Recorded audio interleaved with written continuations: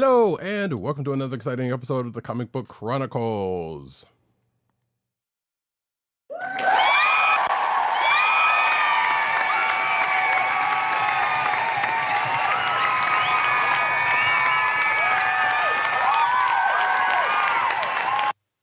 I am your host, Roddykat. You can find me at Roddykat on Twitter. You can find me at News Needs Need on Twitter. You can find me at CBCaps on Instagram. South Carolina with Columbia down the way. And the sound effects you have heard come from none other than our man in Brooklyn, Agent_70 on Twitter, Instagram, and Threads. What's up, everybody? Co-hosting from the Borough of Kings. We are back, if not a day late, because, we all just got things to do. Representing BK to the fullest. Indeed. Looking for the cash register. Where'd you go, cash register? There it is. So it sounds like a reorganization is in order. I said the same thing for myself. I was like, damn, this thing's gotten out of hand. But yes, folks, this is the Comic Book Chronicles, and you can find this here podcast on the Coastal Podcast Network. That's ESPN.us. Do it today.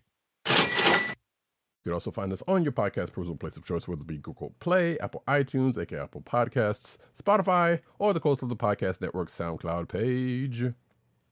Make sure to click like, subscribe, and leave us all the positive 5-star reviews, especially on Apple Podcasts, where it helps people find our show. Yes. As Agent 70 said, actually, let me finish up the spiel. Yeah, so actually, this is a good time to mention that we normally record on Thursday nights, which we are coming to you on a Friday night this week, and next week will probably be similar because of movie protocol. Righto. But normally we'd be on the YouTube channel of the Kliq Nation. That's youtube.com/thekliqnation and twitch.tv/Comic Book Chronicles when we do record. That's right. Make sure to click like, subscribe, and hit the notification button so that you know when we are on live, especially when we are broadcasting and recording at times different from our normally scheduled times, like movie protocol and when life gets in the way. Indeed. And speaking of times changing, hey, don't forget, I will say this again later on in the show, but don't forget, this Sunday is Daylight Savings Time change, so make sure you get that out of the way. Saturday night before you go to bed. Yes, we are falling back. So you will. I know a lot of people don't like it. They don't like getting, being in darkness more often. But I truly do appreciate that extra hour of sleep. Yeah. So cash register on that. Yeah. Until it settles in, and then you're like, well, it's just now what it is.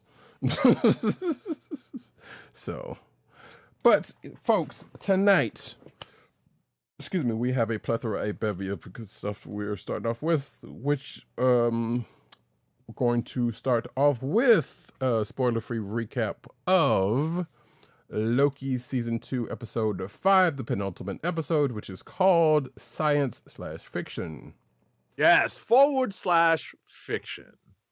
So, and boy, did it really hit that note right on the head. So it's hard to speak about this episode because in a sense, it's kind of hard to see how they're going to finish off this particular season with only one episode left at this point. But there are, I think, pretty strong hints at what they want to do right at the end of the story, right at the end of this particular episode. Mm-hmm. What they do, how they pull it off, remains to be seen. That's got to be a humdinger of a final episode. Mm-hmm. I'll hand the baton off to you with this. I found, of all the performances in this episode, Ke Huy Quan's performance the best. Yeah, I agree. He was just like, I'm gonna, I'm gonna sciencey explain, like pseudoscience explain all of this. Right. So I had a theory that I posed to Agent 70 about what was going to happen in this episode, and I was happy to be wrong, but at the same time, it was kind of one of the moments right off the bat where it's like, oh right, this thing, Right. that's how, and they said like after the last episode was like, yeah, or they said in, I think the last episode was like, it's all going to make sense, which is, I felt like was a nod to the audience knowingly, you know, as to the way this was going to go. And they were right so far because of the way this episode kind of plays itself off. If you think about going back to the beginning of the series season, like, oh right, now it all makes sense to a point. Right. And I'll tell you that I did not expect to see this much spaghettification. Yeah. I did not expect that at all. Right. Because I was like, huh. I was like, wow, we're getting a lot of spaghettification. Holy cow. Right. Because it was one of those things like, wait, so we already had one episode that seemed like it was kind of going a kind of type of way, which was the last episode, and now I was like, wait, are they just going to continue doing that? Mm-hmm. You know, but until the end, you know, where it was like I want to call it a come to Jesus moment, but that's not it. But let's just say there might be a similarity there in this particular reality at this time that might be somewhat close to keep it kind of spoilerish free. But I will say what it seems to me is that the end of this episode seems to be thankfully leaning into, let's just say, a current comic book characterization for the title character, or at least currently up until recently. Yeah, I can see that. Roddykat mentioned this in our pre-show production meeting, and I find myself inclined to agree, but in the MCU, in a very MCU way of replicating that and creating their own version of it. Right. So, you know, one would think, because usually it's been going the other way around, and there's either a book or two that still holds to that case. But in this case, I'm like, I wonder if they kind of looked into that and it's like, kind of, let's use that for this coming out of the end of the series. You know, whether it still continues to hold true after the next episode, and we'll probably go into more what that means the next episode. And if you're not really up on the current status of Loki in the comics, anything we just said probably doesn't mean that much to you anyway. Right. So, but nevertheless, it was some good episode. Continues to be some great acting, like Agent 70 said. Ki Huan. Ki Hui Kwan. Thank you.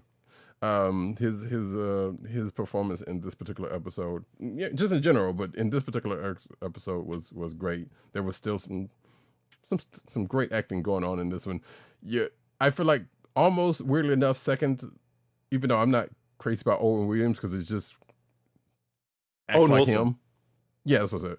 Or that's what I thought it said. He's Owen Williams. Yeah, he's at Owen Williams. Okay, it's okay. Yeah, well, actually, Owen Williams. No, Owen Wilson. His acting, he's just because he's kind of one of those that's like he just kind of acts like him. But at the same time, he felt like he did some things in this particular episode, acting wise. You know. Yeah. And once you see what I'm talking about, you'll kind of understand. But yeah, I'm not 100% sure what they wanted to do with Sylvie once they brought her back into this series. Right. So it's kind of, you know, maybe the final episode will really cement everything for me. I suspect that it will. Mm-hmm. That's the hope. Right. And I feel like, and maybe I'll be wrong, there's going to end up being only, if any one of us survives this next episode, then there will be only one coming out of this. And may or may not either slightly rewrite the current state of the MCU, or, you know, just kind of keep us on our track within a certain respect. Like there's still some things that are up in the day. We talked before the show about some things that are up in the air that's in the news, which we won't go into anything about, but because you already know if you keep up with this stuff. Yep. But whether the show had any time to kind of adjust the course on certain things or not, we will see, because we do know there's been hubbub lately about what's going on behind the scenes, going towards whatever movies they're getting towards, or the movies we know they're getting towards. Right. Folks, we don't know how good we had it when the most hubbub in the MCU was getting rid of Ed Norton. You know what I'm saying? Yeah. Remember that? Oh yeah. When that was the craziest and worst thing going on, man, we had it good back then. Yeah. Anyway, so moving on, as President Bartlett would ask, what's next? Both Roddykat and I actually watched season 2, episode 1 of Invincible earlier tonight, and we will not spoil it because obviously it did just drop just the other day, right? Yesterday. Yeah, yesterday. So we're not going to spoil it too badly. What I will start out the conversation with is there is a fake out at the beginning of the episode. Don't get too discouraged when you watch the beginning of the episode, because it is a bit of a fake out. I mean, yes and no. Right. It's a bit of a fake. That's why I said it's a bit of a fake out, right? It's a bit I won't explain how. That's the thing. Yeah. What I was going to say though is I did not realize that Invincible also borrowed this concept that's in every comic book universe now, that of the multiverse. Yeah, see, that was the part I was going to just say. It was like, yeah, you'll understand once you get to the certain part, and Agent 70 just kind of summed that up just now, because there is that thing. I don't know if, see, that's just it. I don't know enough about the comic book to know whether it does or not. I wouldn't be surprised. Right. So same. That's why I said I wasn't sure. I didn't realize. In fact, it kind of makes me curious to read. I've been saying that since this series has started way back when. But kind of make me curious to know whether if that is indeed the case, or whether that's something for the show. If that's part of the canon in the comic book story, right? Right. And actually, speaking of, I know Agent 70 is going to watch this at some point. I watched the Adam Eve special before watching this episode, which if you've watched that, you won't have to worry about going into this, or even if you haven't watched that, you won't have to worry about going into anything, at least so far, from that special, but which was good, going into this particular episode of season 2, episode 1. Both are pretty good for probably similar reasons, I guess you could say, because everything you kind of know about the series so far was definitely still going on in that series. Even I can't tell, they may have stepped up on the music game a little bit, because especially, while I won't spoil it, there's a song that most people might know that plays during the course of this episode that kind of took me back to a place in time, and that has absolutely nothing to do with when the song actually came out. Oh no. So, but it's like, but between that and the Adam Eve special, and actually Loki had some couple of music notes. So I was like, all right, there's some things going on here. There's some choice pieces of music being played here. But that being said, like I said, Invincible was good. The only thing that kind of messed me up, as I was going to tell Agent 70 earlier, was the fact that, and I don't know if this was for this particular episode or not, they didn't do something you would have expected them to do going into the episode for a couple of different reasons. One in particular, you'll notice after a while if you look for it. So okay.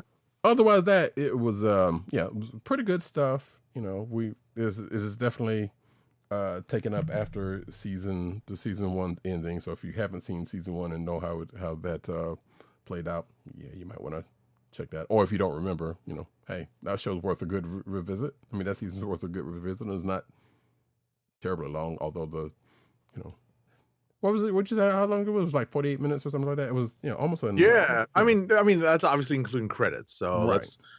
let's hack out like 4 or 5 minutes. So it's still over 40 minutes long. Yeah, but still long enough, as Agent 70 said before the show, longer than a normal animated show. Right. But they can do that because of what they're doing with this, which I'm not mad at, And even Agent 70 said before, it was like, yeah, you don't really notice the time. So, which is you only notice that it's longer than a normal animated episode. Right. So it doesn't really kind of overstay its welcome, but at the same time, it's like, you kind of get into it, and then then after a time, it's like, oh well, here you go, it's over. So, but yeah, good stuff. Hopefully, folks can be able to get check it out, and we'll definitely be talking about it. Well, we will be talking about it next week because I think depending on when it comes out, on Friday we may be able to watch it and talk about it next week. Right, we'll see. Yeah, we'll see. It should be out in time. Yeah, actually, because we won't be recording until Friday evening, and our hope is that it's out in time. Right. That's funny. I am looking at an article from Men's Health of all places that has. Hey, Amazon got that money to pay for articles being written to feature I guess so, stuff in different publications. Indeed. So yeah, Friday does definitely look to be the release schedule. I'm not sure about. Oh wait, so episodes usually release on Fridays, but usually hits Amazon Prime Video on Thursday nights. Okay. But it doesn't necessarily say what time, so it could be after midnight or whatever the case may be. Right, like 3 a.m. just the way 3 a.m. Eastern. Right. So yeah, we might be able to catch it before we record next week. But yeah, the week after that, no such thing. Either way, we are going to push on into the books of the week. Before that, actually, I need to go back to Loki like really, really, really quick because I just thought about it. I don't know did you stay until the credits, to the end of the credits, or specifically the English credits? I don't recall. What happened? So it wasn't. You go through the mid credits, and then you get to the black screen credits, and then you get to right before you get to the Marvel logo. Right before the Marvel logo, you hear a soundbite from from a video game. Let's just say, which there was a 2-second blink when you make reference to that in the show, but you hear that, and then the Marvel logo comes up, and that's pretty much all you get until it goes into the the international credits. Interesting. Yeah, so I was like, that was weird and interesting, but I don't know what that means anything, or they just so happen to just threw it in there. Was it Galaga? No. It was one in relation to the show, put it that way. It's not an actual, arcade one that we would know in real life. Understood. But there's that. Now then, we're going to get into the books. As I pull up the covers, we're going to start off with X-Men number 28.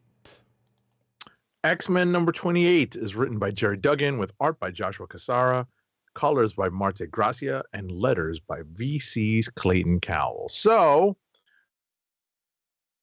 I'd like to start off the conversation with the cover. The action depicted on the cover actually happens in the issue. Something that Roddykat likes to talk about. My legacy. I love it. My impact. I love it.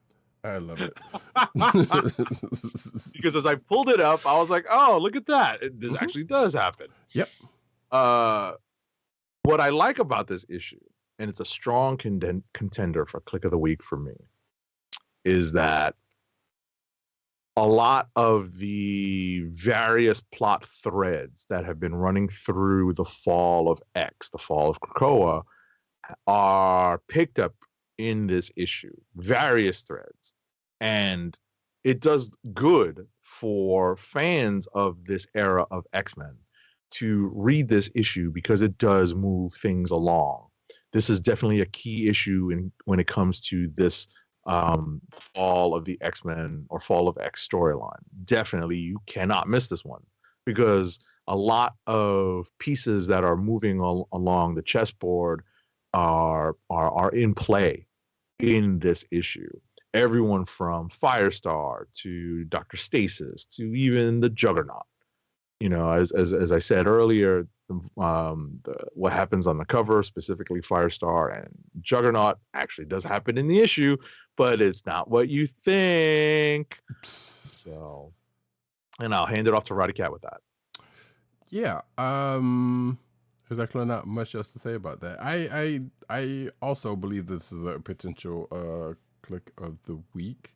It's what the thing I found funny about this issue was that it starts off, it's kind of one of the things that starts off that has absolutely nothing to do with what's on the cover, one, and two, something that I don't recall when that happened.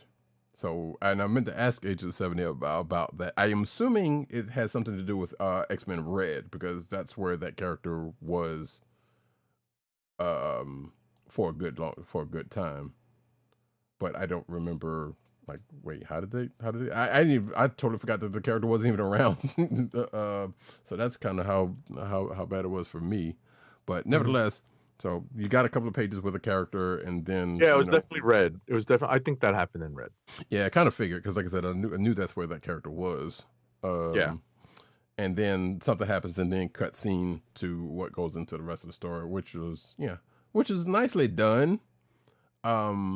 But it also has me questioning: is a certain character going to make it out of this whole thing alive? Right. And I'm kind of wondering. I feel like they're kind of setting up as I know, but I don't know that for certain. Right. No, I get that. I get that feeling too. You hope you hope against hope that this isn't something that this character won't be able to come back from. Right. So, but yeah, I kind of enjoyed the setup here. I was like, yeah, that's why those mutants were created in the story, Right. like that's why. Oh, this yes. is how they were all going to come back, So yes, which brings us to the end of this issue, which without spoiling it, because there's a couple of things in here. Like there's a whole thing with the mission with Kate and Kamala, who end up meeting up with somebody, and Kate's gonna have Kate's attitude throughout this whole thing, especially when this other character shows up. Right. I was like, that's not outside the realm of coming of well, I know it feels kind of familiar to going back to her when she was a kid. She was like, wow, she's really getting that tuned up for no reason. But at the same time, she's a little edgy Kate now. So no. Yeah, no, I was about to say she's dark Kate now. Yes. So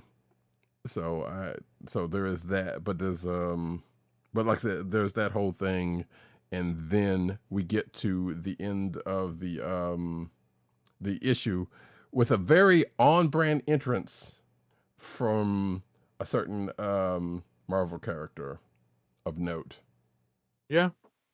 So, and I kind of smiled at that. I was like, yep, it's like, dude knows how to make an entrance.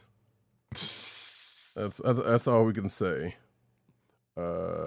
So, how he factors into this, which kind of gets teased at the beginning of this issue, but I didn't think about it up until it was like, oh, right, there you go. Now that makes sense why that shows up or why that happens. And why those characters were created in the first place. Exactly. Why that, I was like, oh, that's circling back. Right. Like as soon as they mentioned at the beginning of the issue, I was like, oh, I know why. Mm-hmm. Okay. Right. It was like, you figured they were going to... Nothing is, right, what I was going to say is nothing is ever pointless.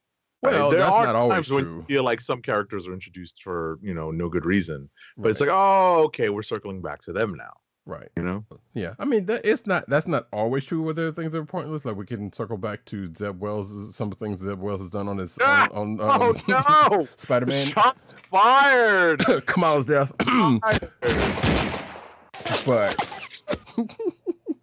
but in this case, like, yeah, they played the long con on this one, or a somewhat lengthy con on this one. It's like, okay, yeah, there we go. Right. They tied it together. The point is they tied the loop. You know, they tied the ends of the loop together. Right. So we'll see what happens in the next issue or wherever they end up next. That being said, we can move on to the next book, which is wait, did you say you did say the creative team for this book, did you? I did. I'll do it very quickly. It is again written by Jerry Duggan with art by Joshua Cassara, colors by Marte Gracia, and letters by VC's Clayton Cowles. What's our next? Our next book is Ultimate Universe #1. Ultimate Universe #1 is written by Jonathan Hickman with art by Stefano Caselli, colors by David Curiel, and letters by VC's Joe Caramagna, our favorite lettering Python. So Roddykat and I read this book right before recording tonight's show. Mm-hmm. And it turned out to be a very interesting read.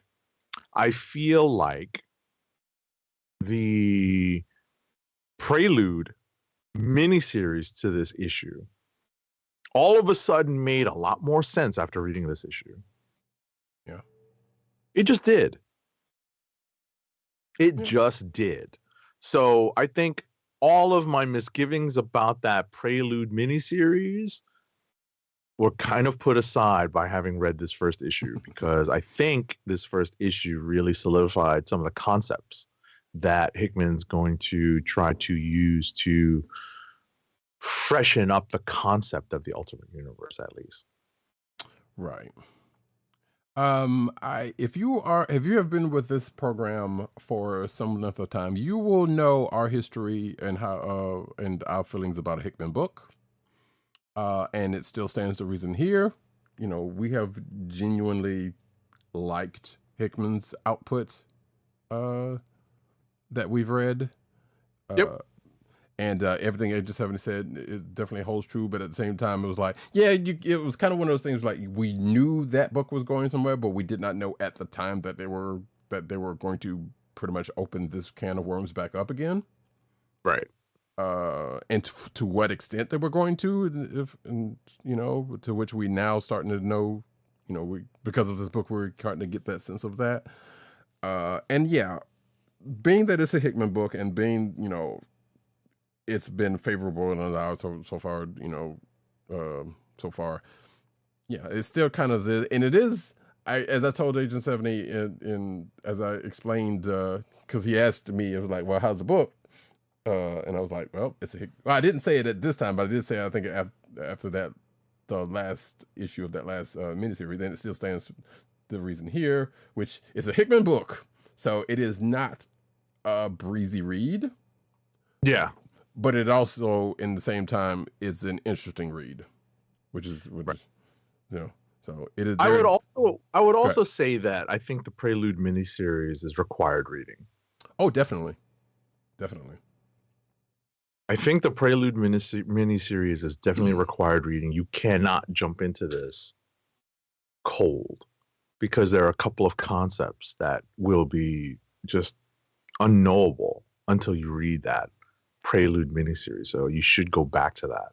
Mm-hmm. Yeah, totally.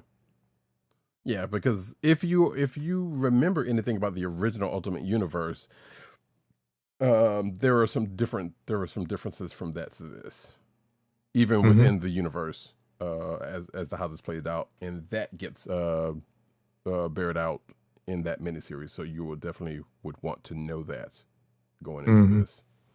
So otherwise, that I'm still looking forward to seeing what their long-term plans for this universe is. Part of me still kind of wish, I'm like, okay, if you were going to put Hickman on a book, why not get on a universe? Which, I mean, this was his baby, his thing he wanted to do. bring back the new universe. It could use some love. I mean, listen. At the end of the day, he's picked up some pieces from the new universe. He's done it himself. Yeah, exactly. That's what I'm saying. Right? He's already done it, so maybe that's why he just didn't. He went to another kind of dormant Marvel property and chose to do something fun with that. We'll see if what he does is actually fun. Yeah. Oh, I mean, yeah. It's like I said. There's bound to be some interest, and I know he is doing. I think he's doing this book, and he's doing Spider-Man, if I'm not mistaken. So, which I think might be the next book out of the pack. But yeah, my thing was like, yeah, sure. There were concepts from the new universe that kind of came into Hickman's run and then dropped, never to be seen that much more. Shortly or somewhat after that, but I'm just saying the new universe was not a bad universe. It could have been something. They could have done something like it could have been tender. Exactly. So like I would love to see what Hickman would do with that. Maybe that could be maybe next anniversary that could happen, or or maybe they'll give that to Jed McKay if they do anything with New York, or they just drop it outright altogether. Regardless, here we are here now with this back to the Ultimate Universe. Right. So, and with that, I guess we can go into rapid fire, of which we still have a couple of books in common. There we go. Rapid fire time. Rapid fire reviews. I ain't got time to bleed.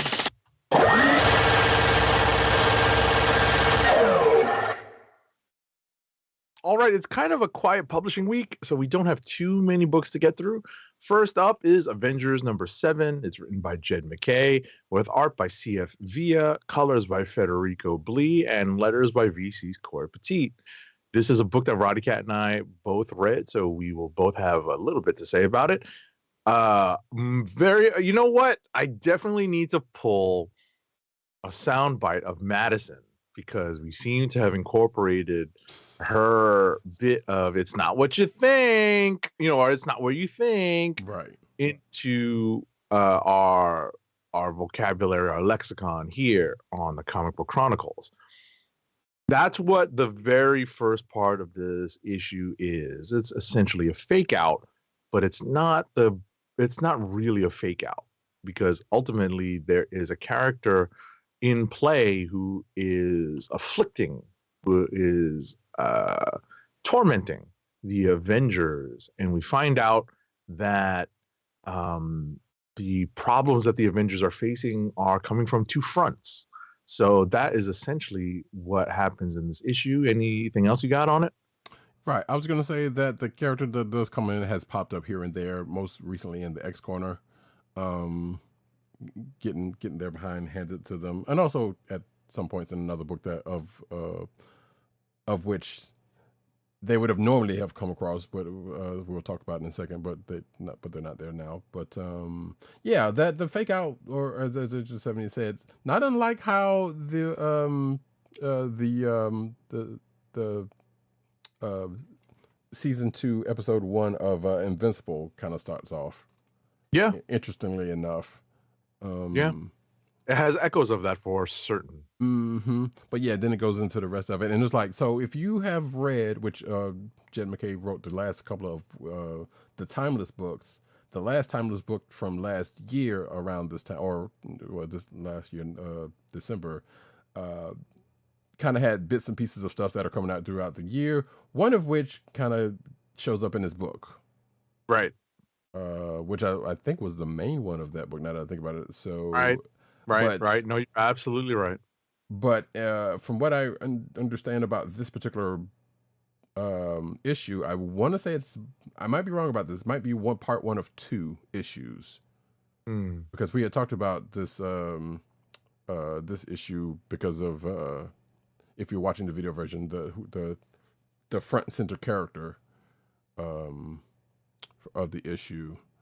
So if that still holds out to be the case, or whatever the case may be, it seems going to be centered around this character and possibly another one of the Avengers roster, while they deal with what is going on. But it was a pretty good read. You know, Jed MacKay is still doing this thing on his book, so and whatever other timeless things that might end up bearing out in the pages of Avengers, which he has in store, we'll see as it goes along. I'm just going to show really quick though a couple of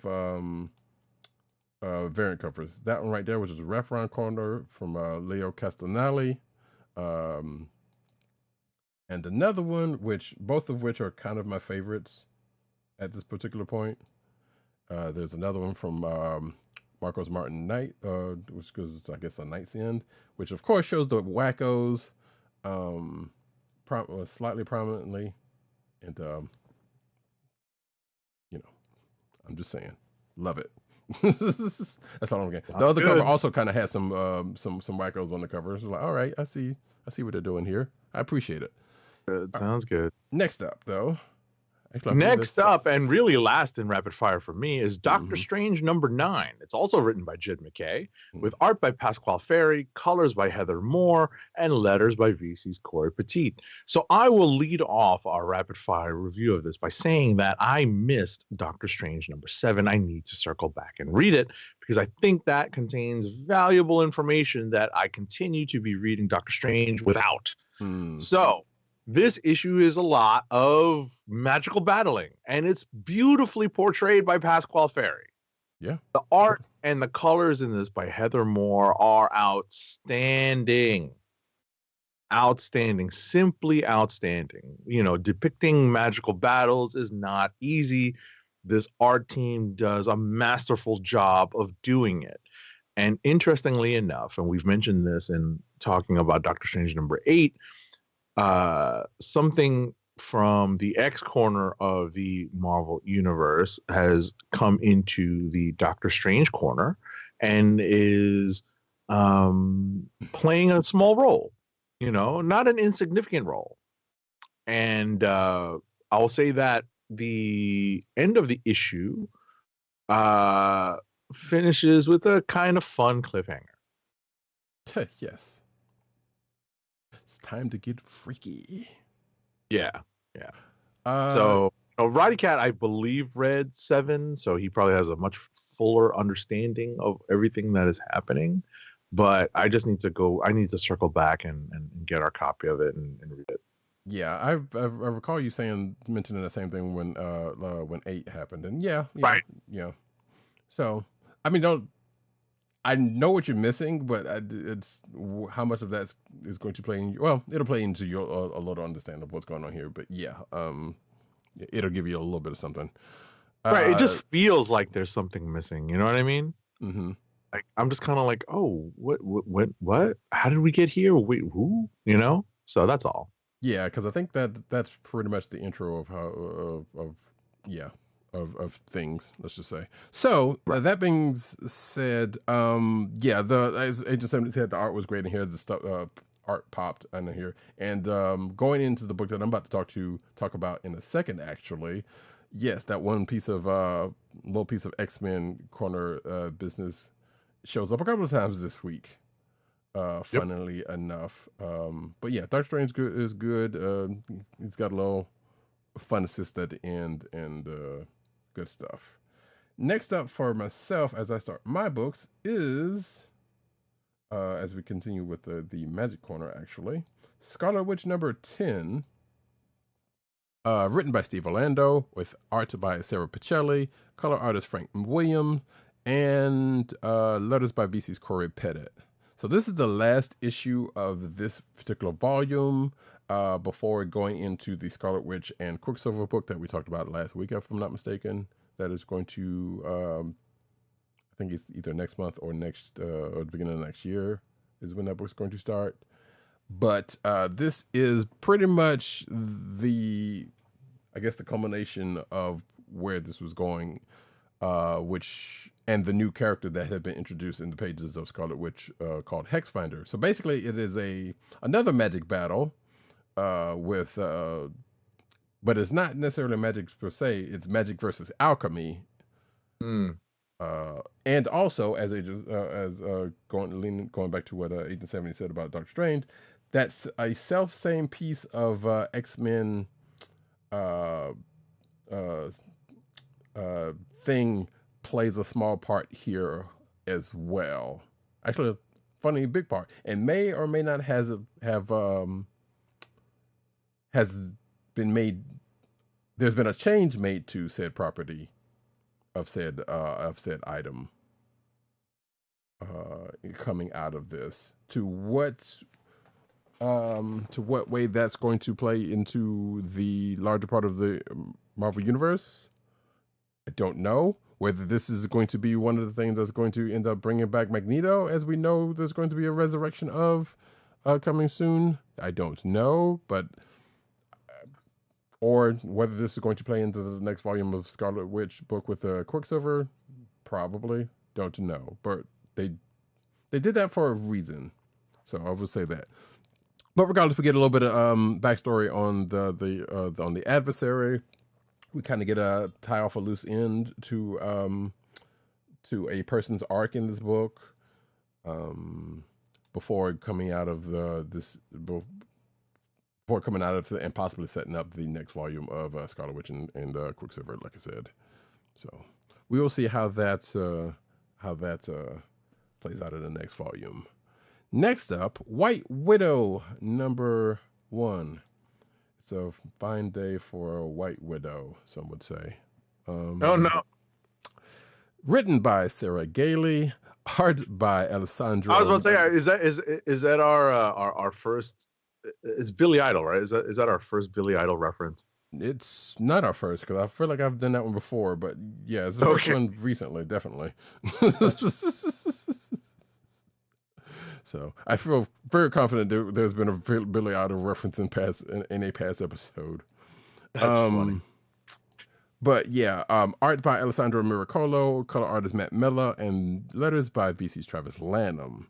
So this one kind of came out of the blue that I can recall. And I'm not entirely sure how. Actually, I should probably look that up.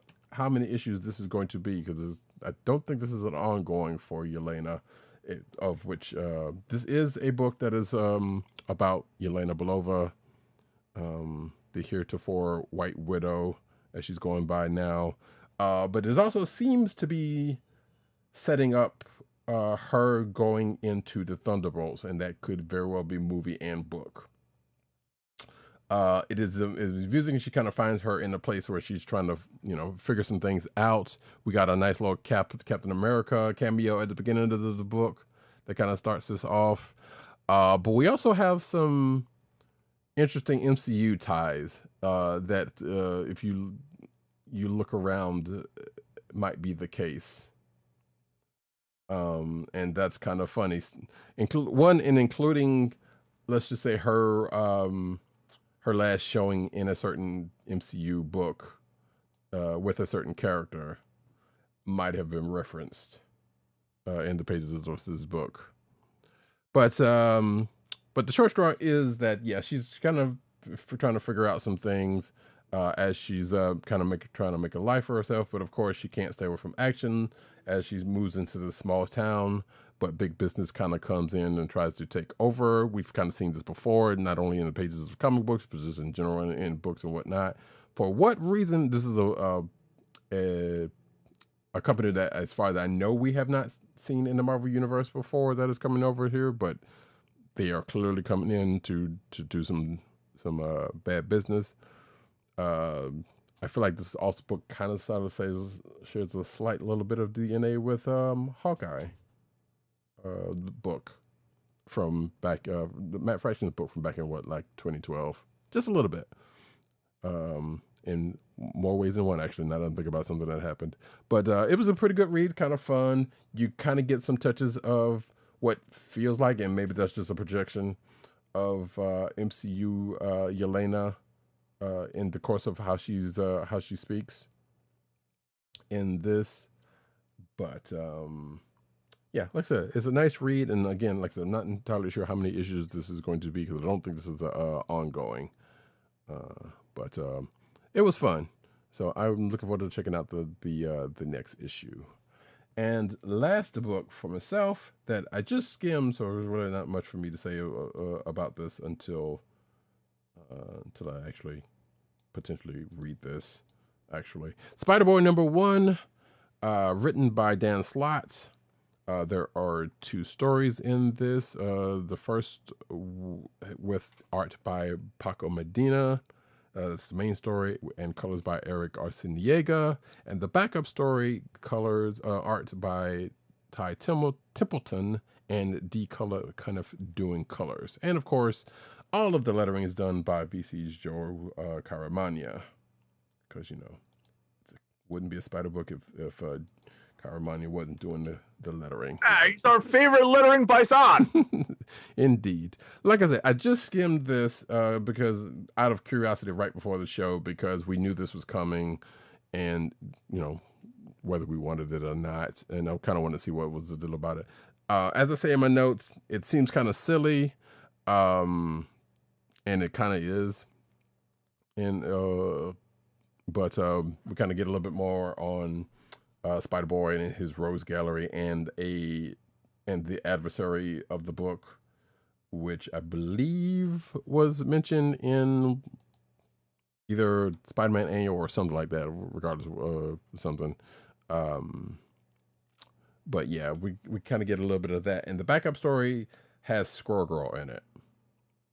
That's pretty much all I'm gonna say about that, because like I said, it was for a skimming book. I feel like that tells you all you really need to know about the backup about this whole book right then and there.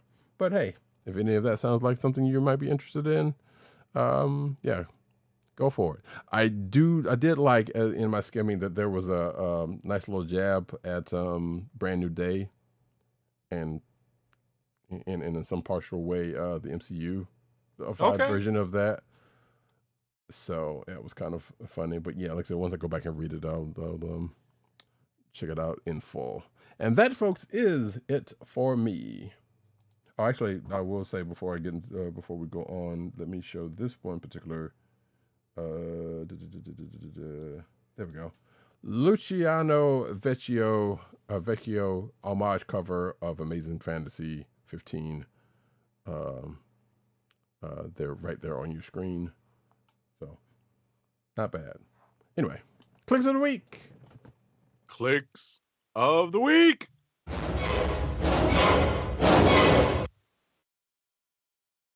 Oh, I'm sorry. That was an Amazing Fantasy. That was.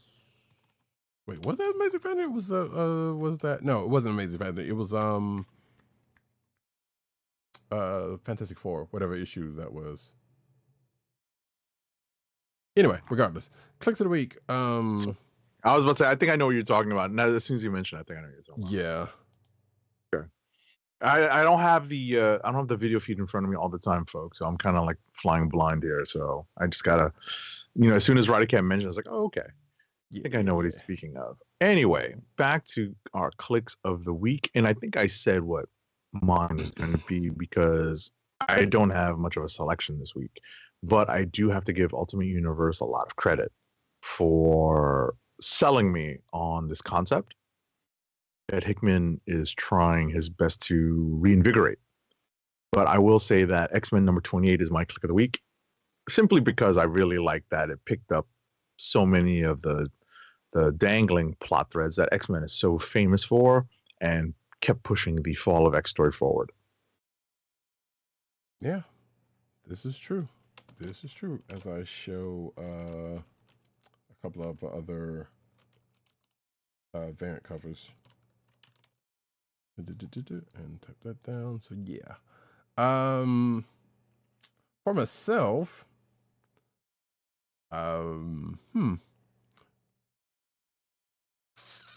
think I might. Well, actually, Ultimate Universe definitely is a contender, and that White Widow book was pretty fun. So I'm kind of teetering in between those two. Mm-hmm. And for different reasons, because they're tonally they're far from each other. So, I don't know. I think I am actually going to. Oops, sorry about that, folks. I think I am actually going to go with Ultimate Universe #1, but definitely you should check out. Yeah, definitely should check out that White Widow book because it was a pretty fun read, for certain. And with that, folks, we're going to go into the news, but first, an ad read. Okay, folks, our first ad read of the night is for Blue Apron's meal delivery service. Blue Apron, fresh ingredients and incredible recipes delivered weekly to your door. Skip the grocery store and make incredible meals at home with Blue Apron, always shipped free right to your home. And now the listeners of the Comic Book Chronicles can get $30 off your first Blue Apron order. To place your first order with $30 off and to help keep our show free for you, go to our network website at cspn.us. That's cspn.us. Then click on the Keep Our Podcast free link at the top of the page. From there, scroll down to the Blue Apron link and sign up for your first order. Blue Apron through cspn.us. Do it today. Now we get into the news.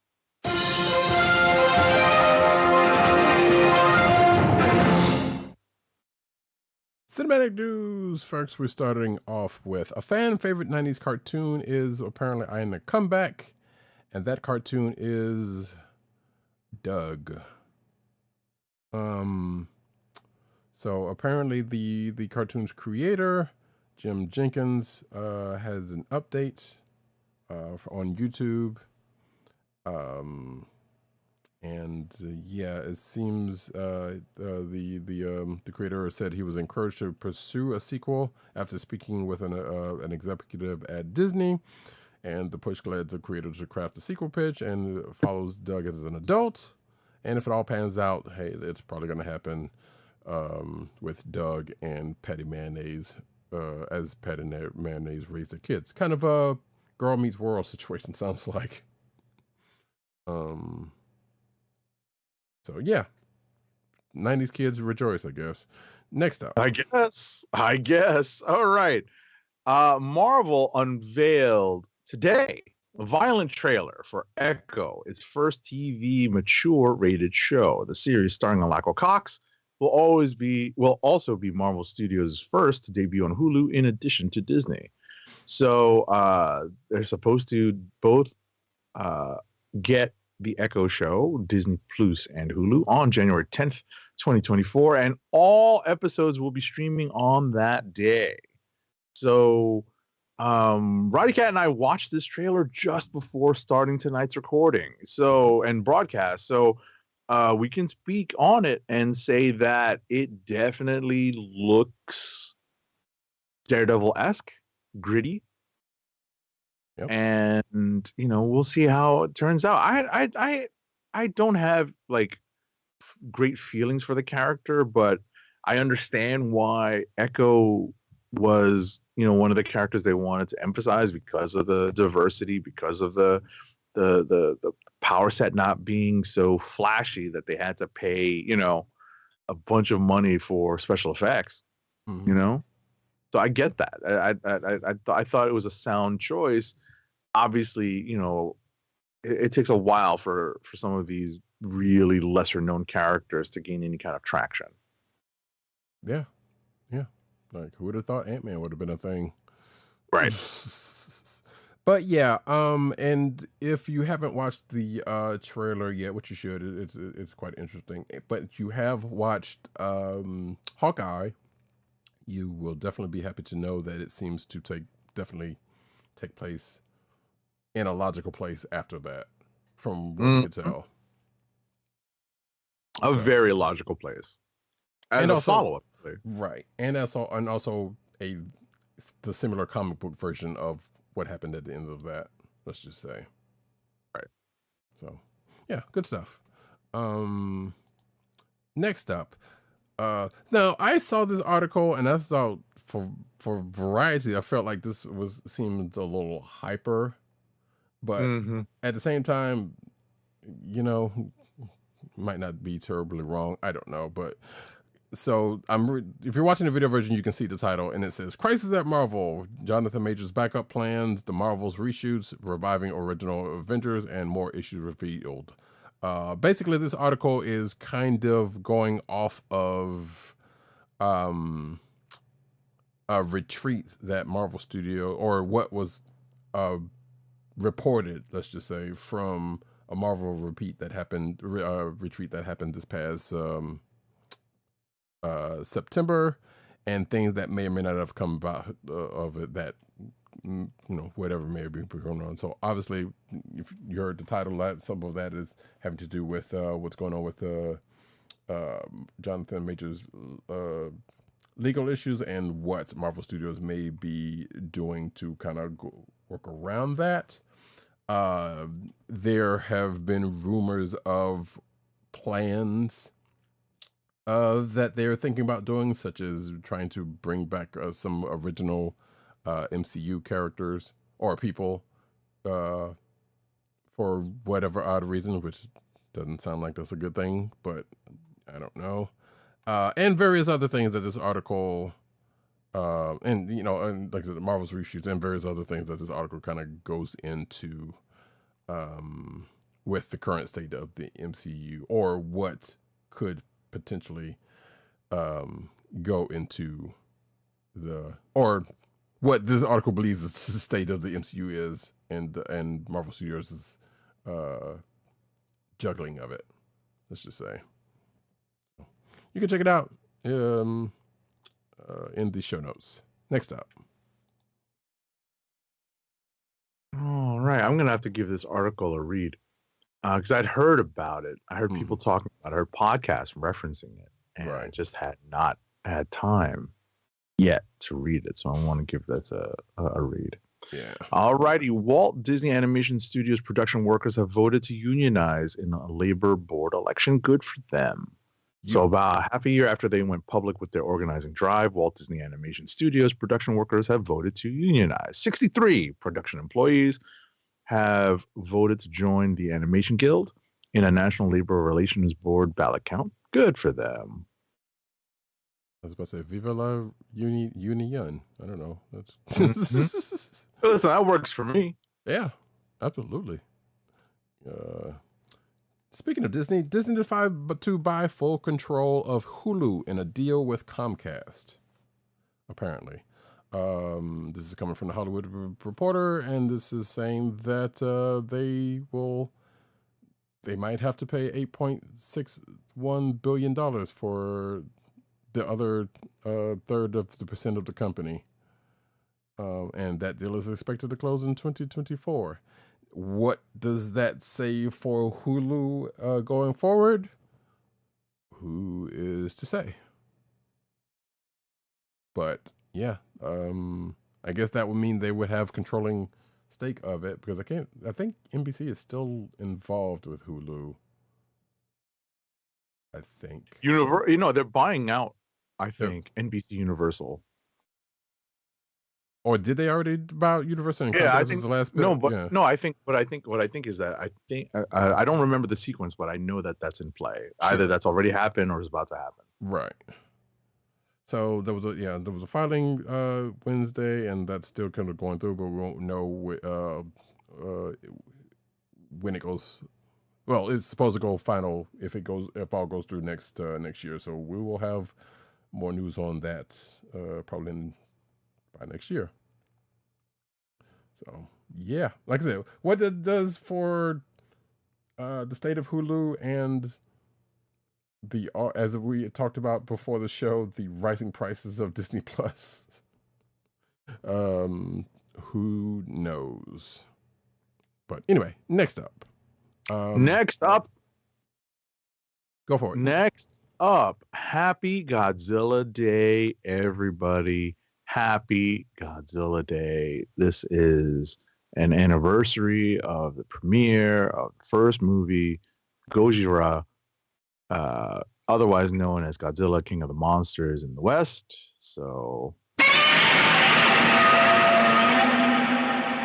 in honor of that falling on November 3rd every year, Pluto TV unveiled its Godzilla Day programming. So it is today, Godzilla Day.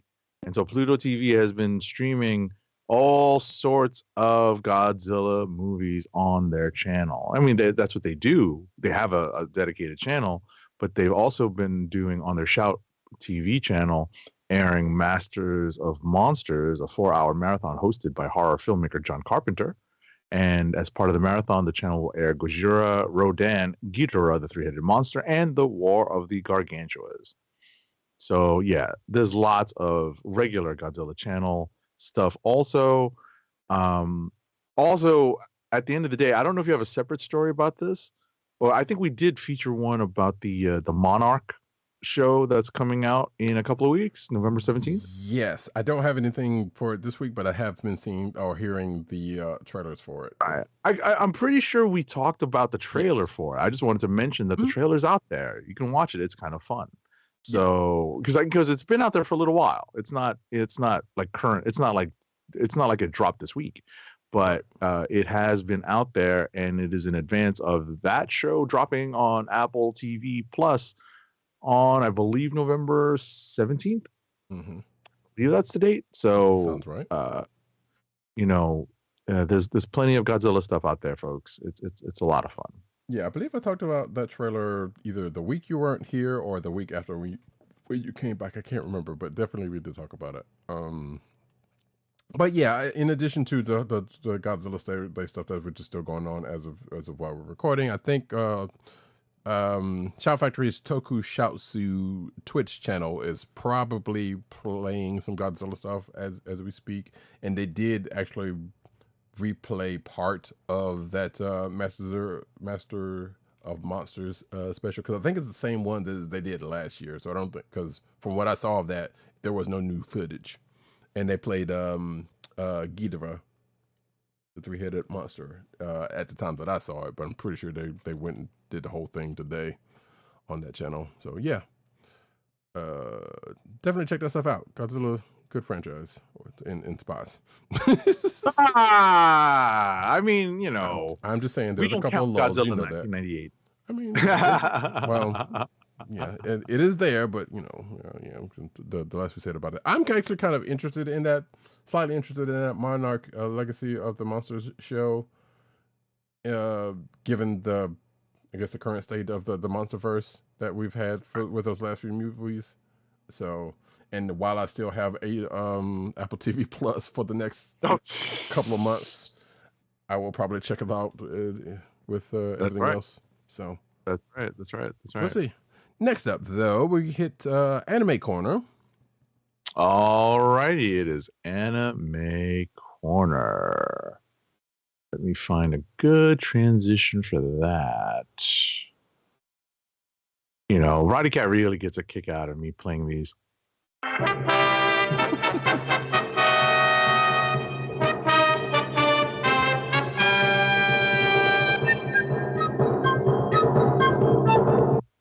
Indeed. I'm going to take these first three. Sure, by all means. I'm like, who, what? Because they're related. And I'm also excited about this show. Solo Leveling TV anime reveals Hiroyuki Sawano's opening theme. In advance of the anime premiering next year, or officially coming out next year. But the opening theme song is called Level, which is in the trailer in this article. I have not listened to it because I kind of want to go into it. The opening of an anime is a special thing. Like, sure, you can check it out now, but at the same time, like, I kind of just want to wait. But this article and the next article also goes into the fact that Solo Leveling is going to get a worldwide premiere event next month, actually, which will be the first 2 episodes of the show that will be shown in Tokyo and South Korea on December 10th, followed by Los Angeles on December 14th. And it goes into where those showings are going to be. Actually, that's not that that's the last one. So yeah, so if you are in those places mentioned, you will be able to go to hit up a theater and watch the first couple of episodes of Solo Leveling, which is going to be, I think, is going to be a pretty decent show from what I've read of the manga, or the manhwa, excuse me. And we also have an episode count for the, I guess, first season of the show. It looks like this article says it's going to run for 2 cores or parts in episodes, and is going to be let's see, the first season will run between 23 and 25 episodes, which is standard for a season run. But the confirmed count has yet to be revealed according to this. Oh, but yeah, that seems standard for an anime these days. Usually it's either 24 to 26, so that'll be good. If you don't know the story of Solo Leveling, it is about it's a world where basically dungeons mysteriously pop up, and they have hunters go into said levels, and hunters are ranked. And Solo Leveling follows the story of one such hunter who is a low-rank hunter, the lowest rank hunter actually, but ends up, let's just say, getting a level up upgrade by means that may be familiar to video game playing folks. So, yeah. Seems like good stuff so far. I need to read, I want to read some more of that, but then I also kind of want to stop and just watch the show when it happens next January. Next up. All right. So, in interesting news, for those people that don't like to flip between apps, Amazon will now let you access Crunchyroll's anime library right from Prime Video. So you can subscribe to the add-on channel for $7.99 per month, and the higher Megafan tier includes offline downloads. Bottom line is, you get to access all of Crunchyroll without having to access their sometimes wonky app.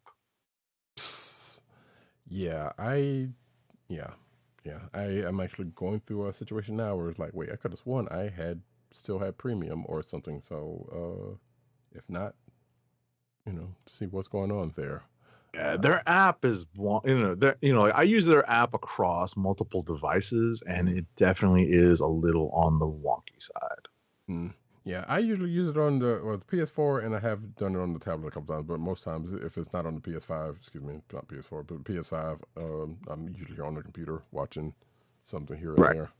I generally don't watch it on the computer unless I'm down at my drawing table. I generally watch it on an iPad or my phone or on a Fire Stick, on the TV.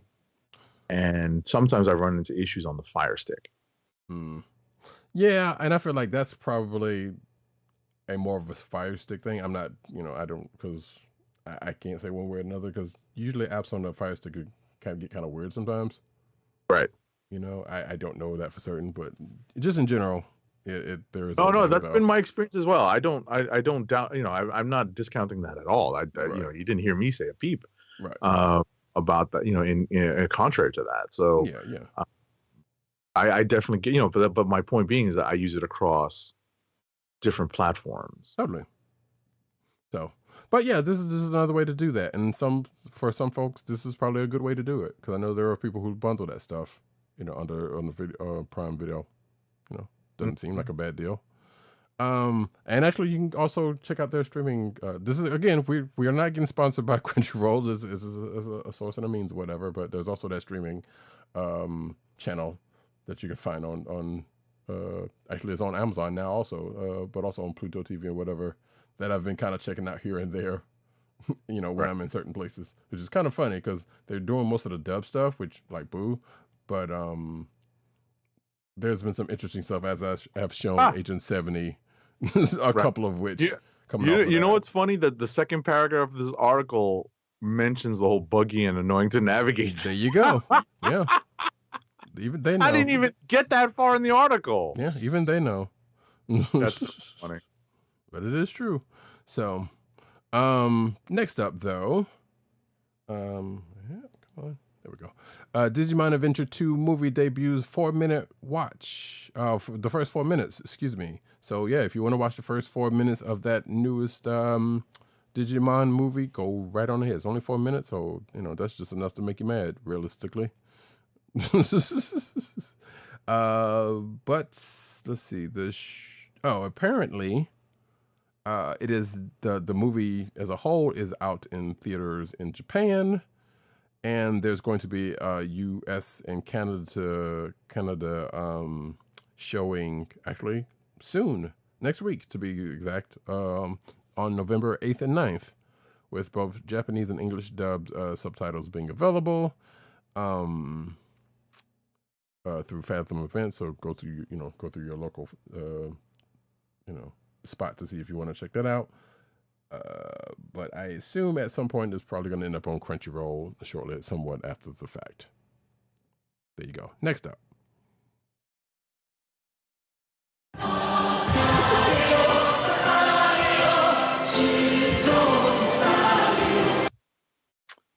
This worked out perfectly, folks. Exactly. The Attack on Titan, the final chapters, part 2 anime finale is set to be 85 minutes long, and it is dropping tomorrow. Attack on Titan tomorrow, because it's going to drop in Japan on November 4th at basically on November 5th at midnight, or November 4th at 11 a.m. Eastern Daylight Time. Mm-hmm. So it's going to be 85 minutes long.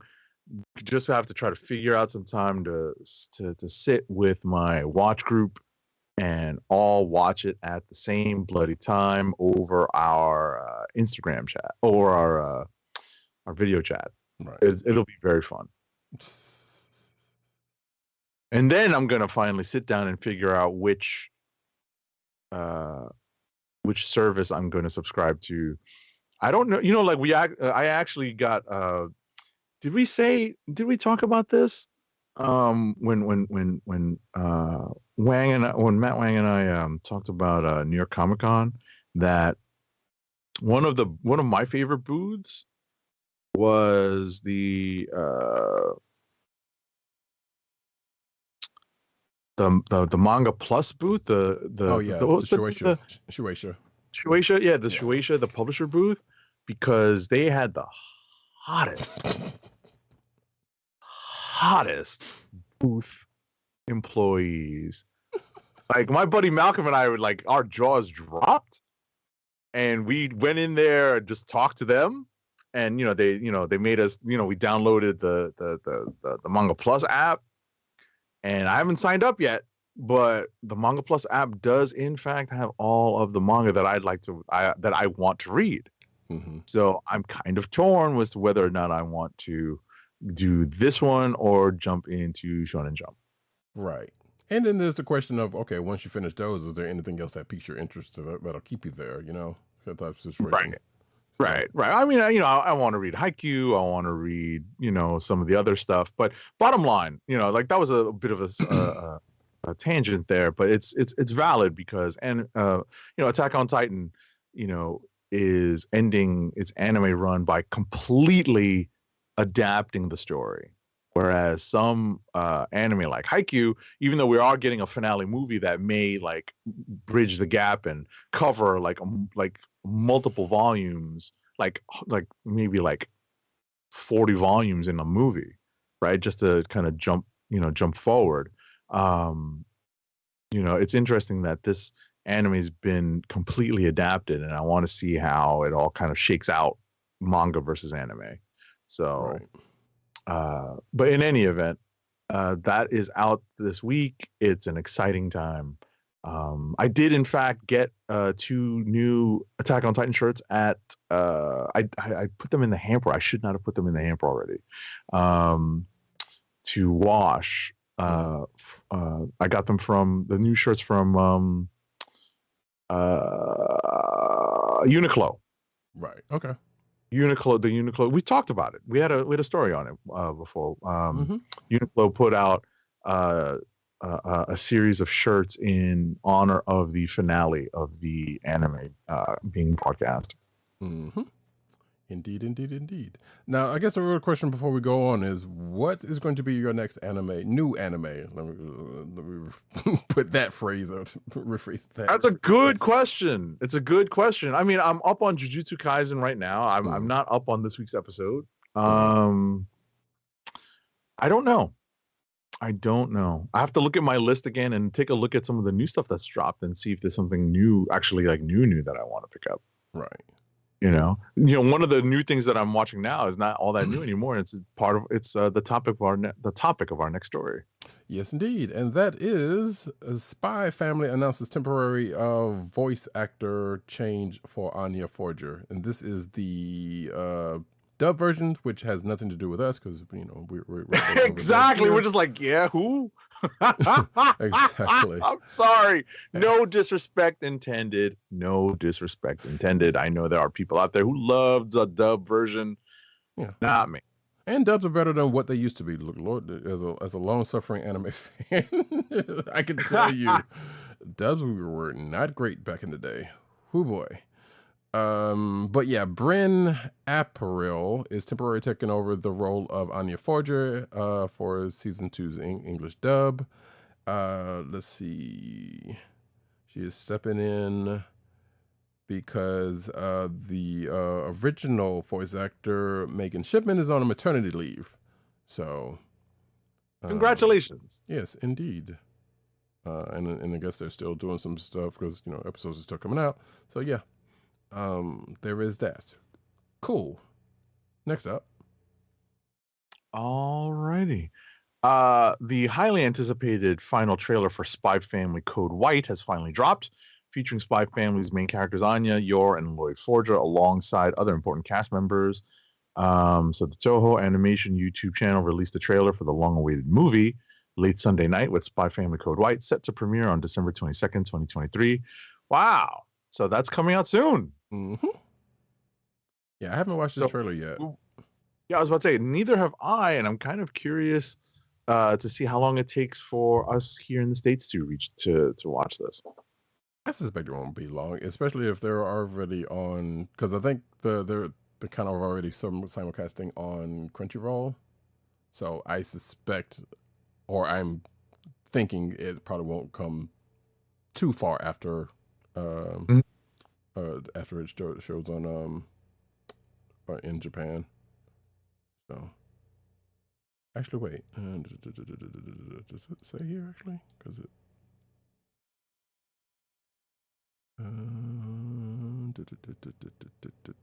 it does not. Okay, never mind. But yeah, I suspect it may be shortly after. I don't know, unless they're just going on some sort of movie thing, which I'd be surprised about.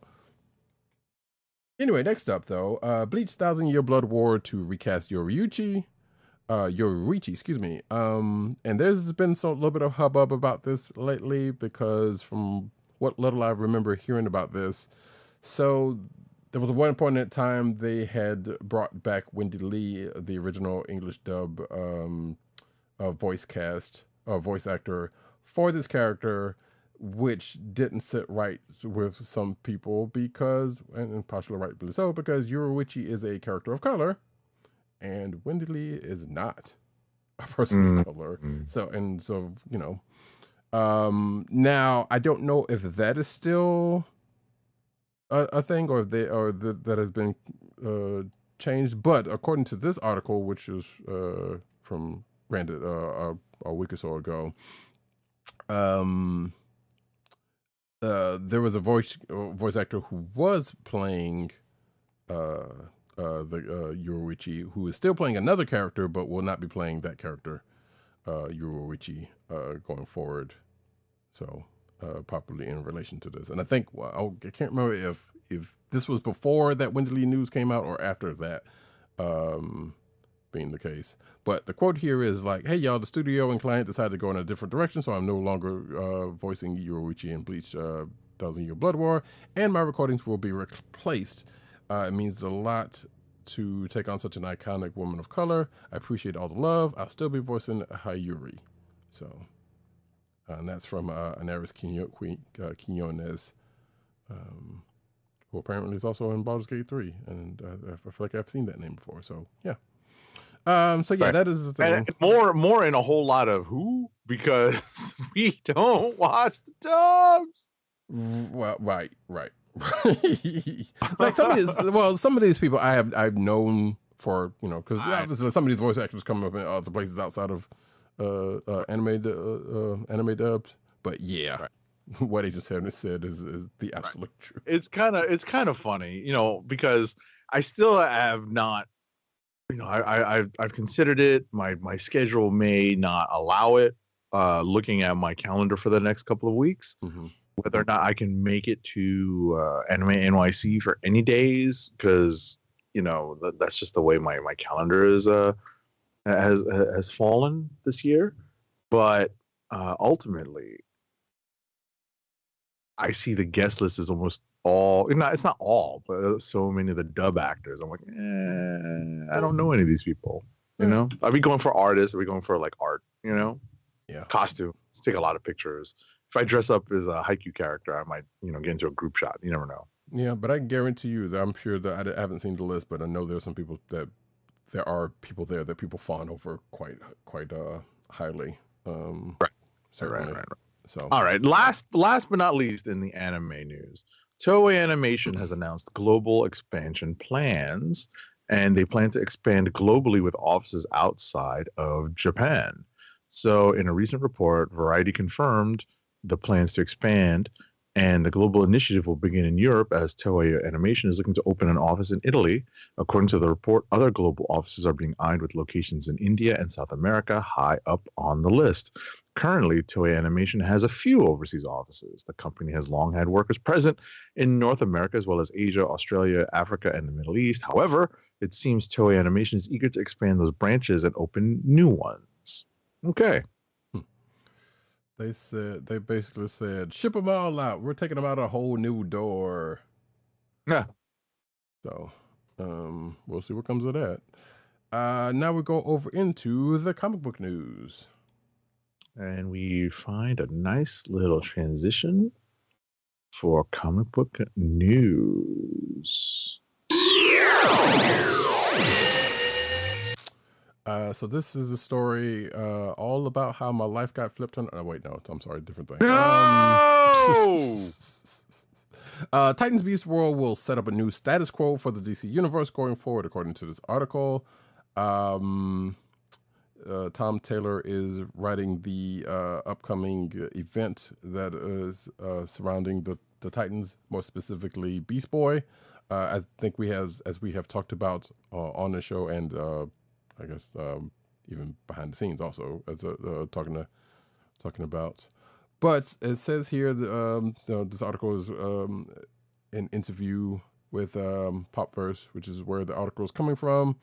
Tom Taylor lays out the stakes for the upcoming crossover event and explains how the story highlights the Titans' importance at the core of the DCU, and teases the big changes and risks. So, yeah, there is that. And the rest of it is just an interview with Tom Taylor speaking about that thing, which you can read yourself in the show notes. Next up. Alrighty, in official Marvel news this January, Marvel Meow makes its print comic debut. You can enjoy Nao Fuji's hit Marvel Meow Infinity comic series from Marvel Unlimited in print form, along with new covers and an exclusive new story. So in Marvel Meow #1, it collects that Infinity comic, and I'm looking for dates and prices.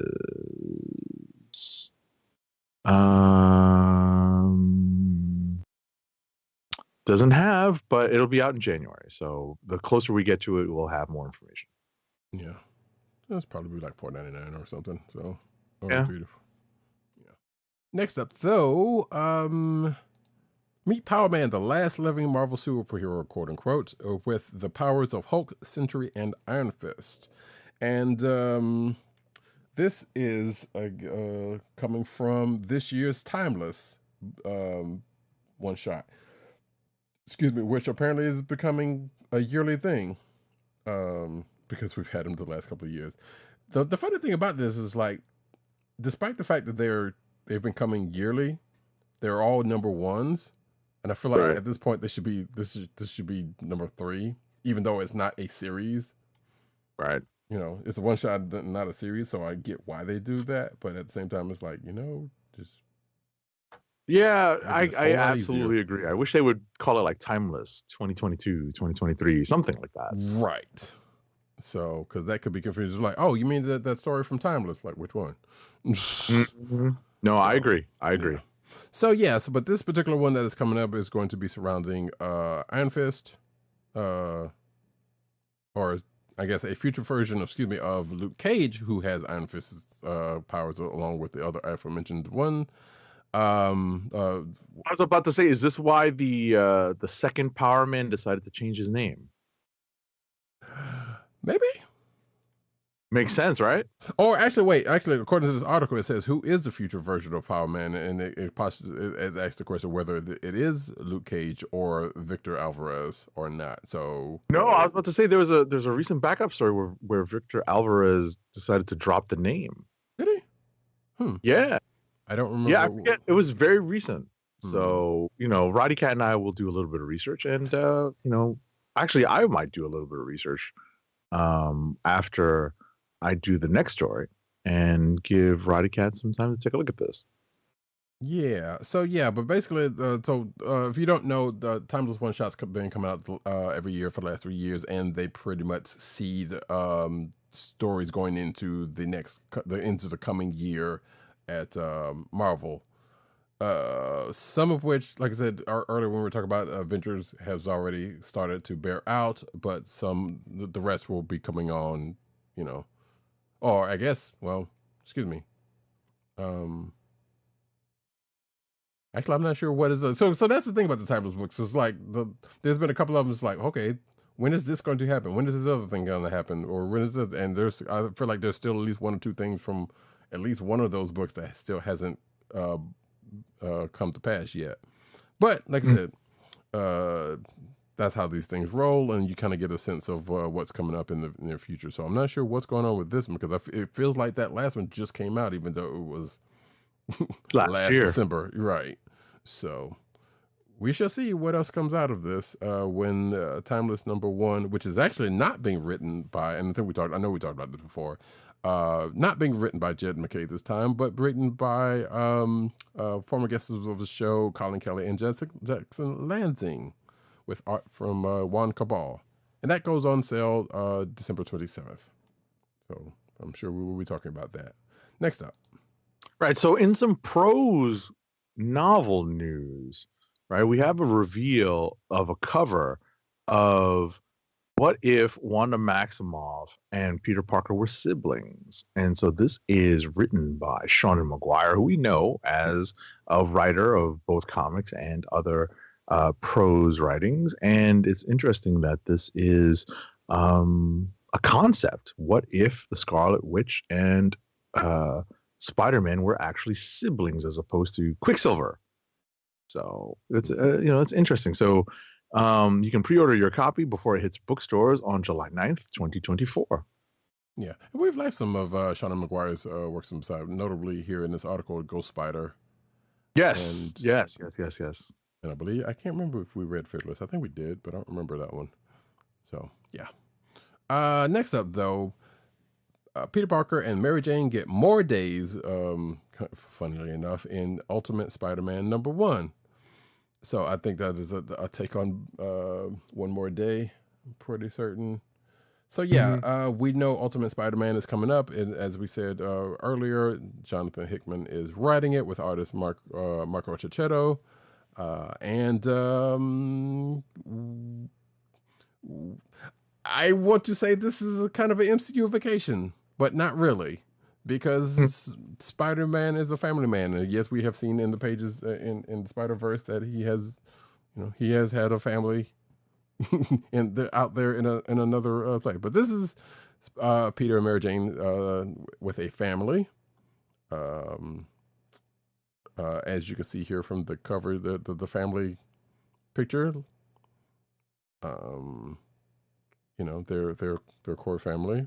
Will the young lady end up being Mayday Parker? Will the boy be? I don't know if they even had a boy, because we know they've had a girl in certain other universes, but we know they have a boy and a girl now, and in this particular universe, and I guess this is going to be their goings on in the pages of Ultimate Spider-Man, which goes on sale January 10th, excuse me.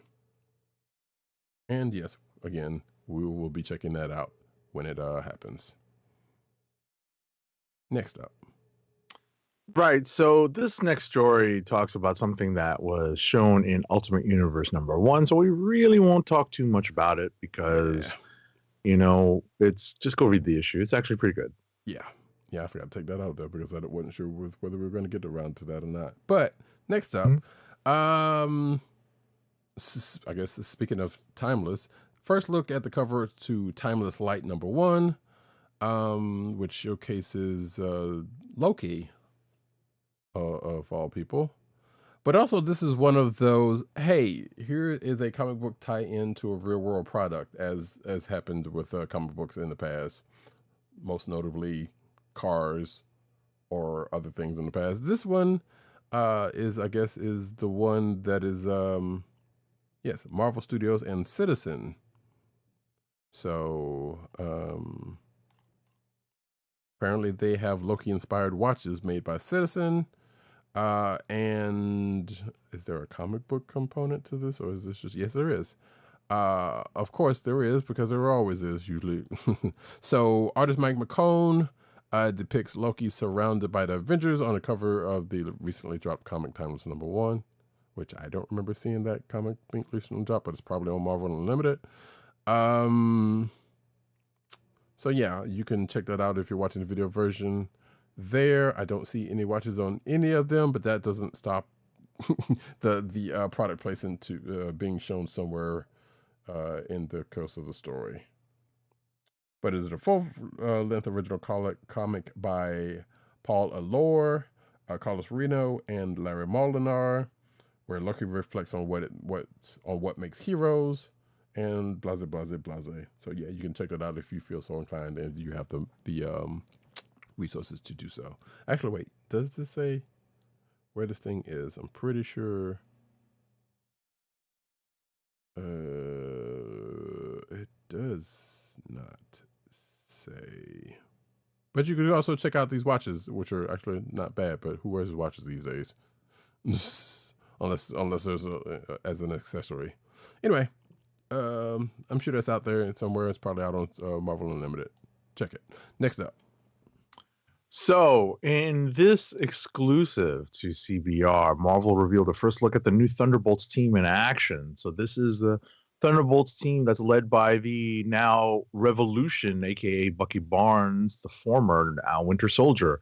So, this is a very MCU-ified version of the Thunderbolts because you've got a bunch of characters who, obviously, they've taken different turns, especially under Colin and Lansing, who were writing this Thunderbolt series in the pages of Captain America.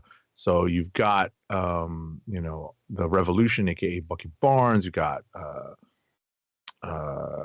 Sharon Carter, who's now taken on the moniker of the Destroyer, like an old Marvel character. So she is picking up that particular mantle. You have Black Widow, White Widow, Red Guardian, U.S. Agent, and Shang-Chi. So that is, by definition, a very MCU lineup. What a weird makeup, team makeup.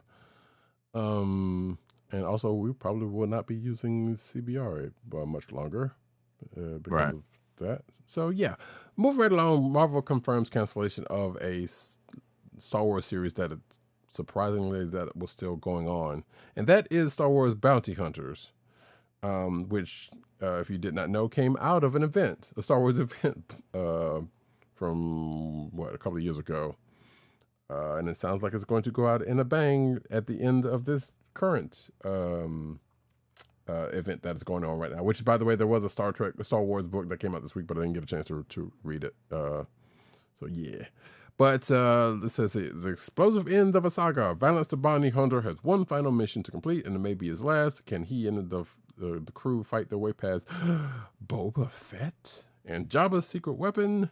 The grand finale of the series that's 4 years, in the making, apparently.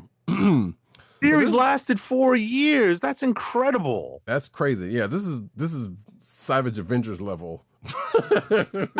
Actually.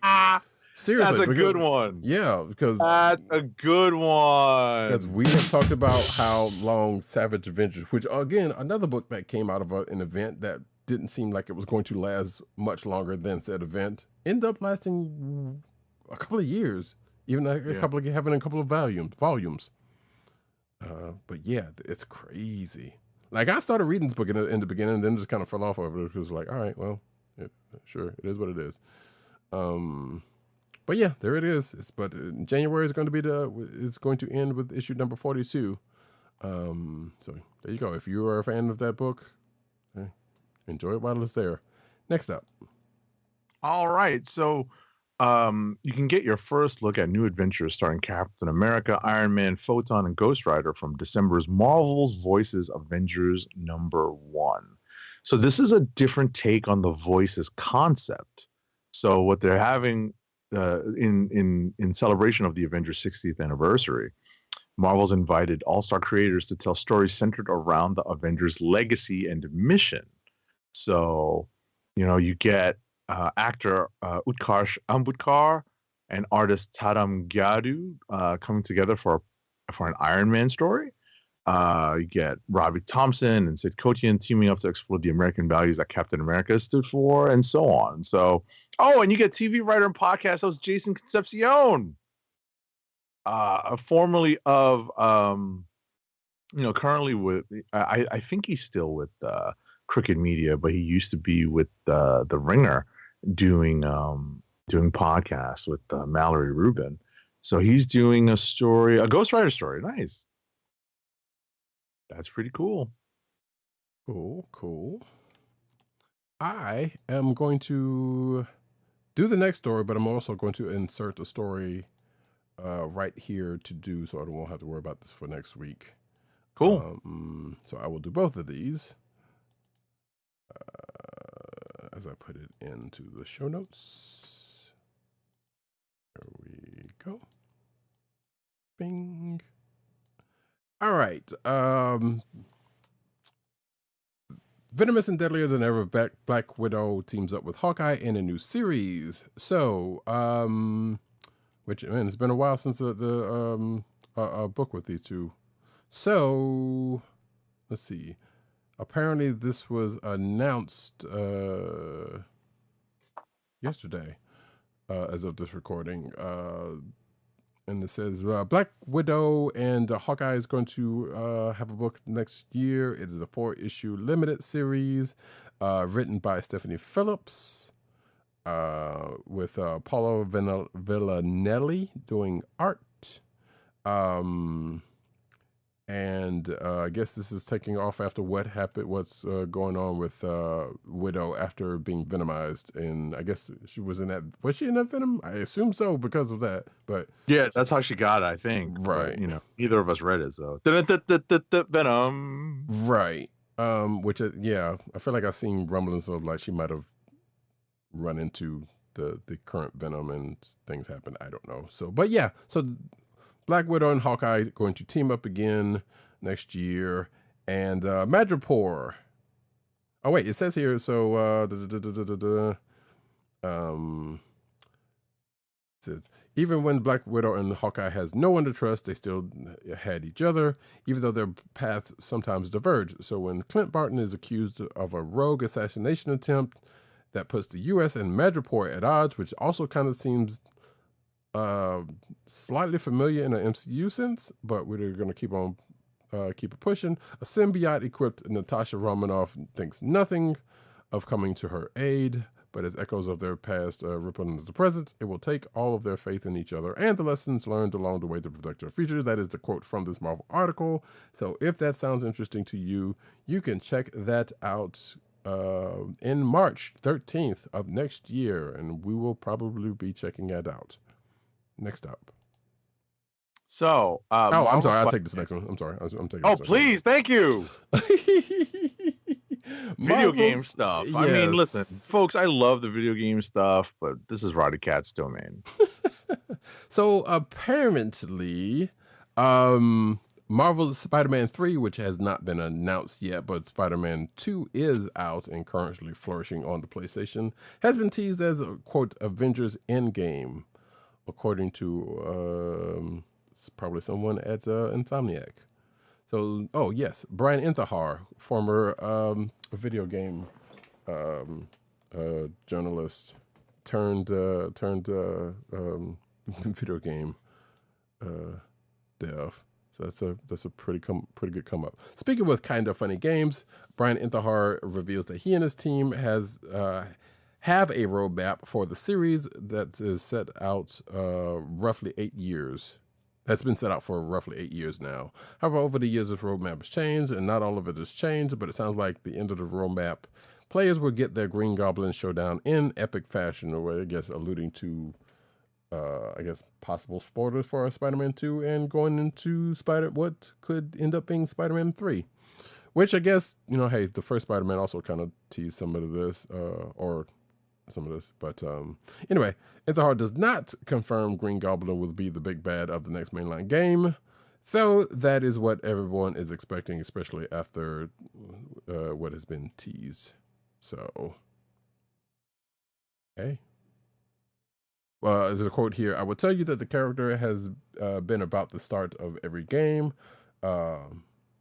Think about the future, not saying anything. This will be the thing. Spider-Man 1 and Miles Morales was their Iron Man, and Spider-Man 2 was their Civil War, and it's time for Endgame. So that'll give you kind of a references to what they're going for with this trilogy. So the first one's good. I still haven't finished it. The second one has been getting rave reviews by people who have watched it.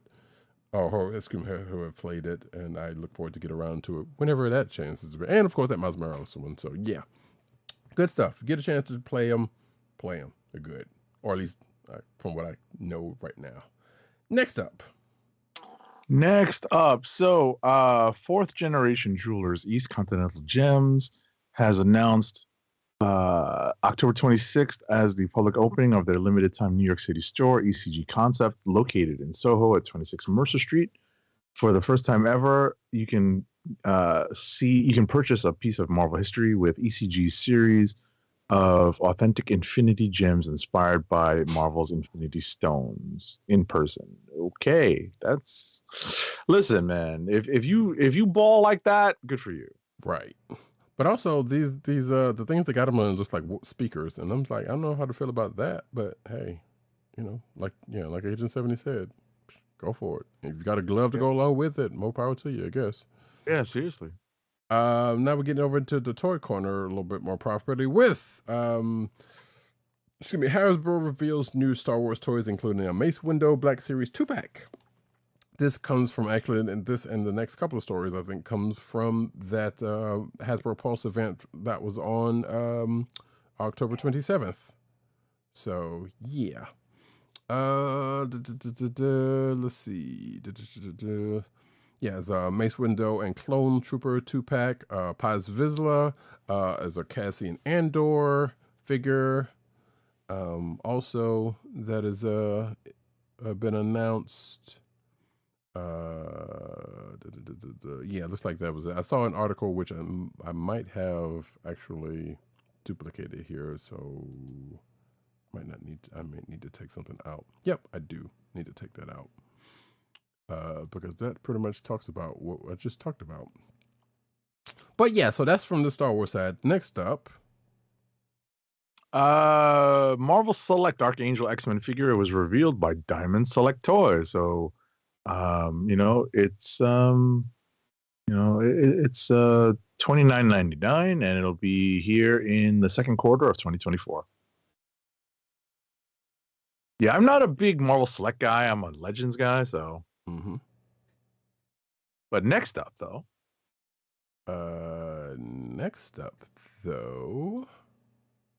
There we go. Oh, actually, before I even mention this, sorry.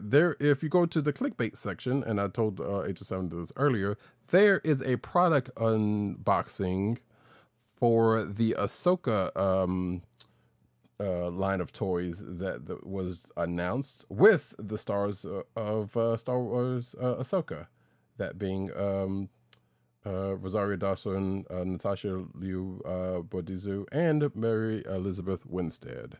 So Nice. A treat for the eyes and ears. Next up, though, Marvel Legends figures were announced at, like I said, at that event, and London Comic Con pre-order details. Some of these are, I don't want to say questionable, Yeah. but I mean, I don't know what Agent 70 says about it. So we have here Tombstone, Spider Shot. I guess I don't know that one.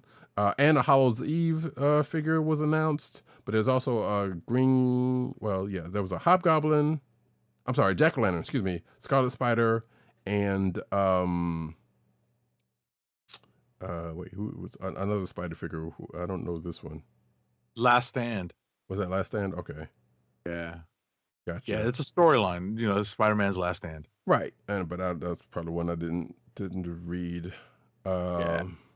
But yeah, so and this article, and there's also looks to be a No Way Home inspired. I don't know if is this a 2-pack of Doc Ock and the Green Goblin. Looks to be the case. And a bunch of other figures from the MCU side that is in this article, and I guess this article is also littered with links to pre-order links, of which I'm sure they have a sponsorship with. So, but hey, that is out there. You can check them out, and there are no prices to be said, but we already know what the standard prices of these things are. Anywho, so. And Legends, yeah, I was gonna say Legends have gone up in price, but basically they're $25. Right. So I don't know. There's a couple of figures. I don't know.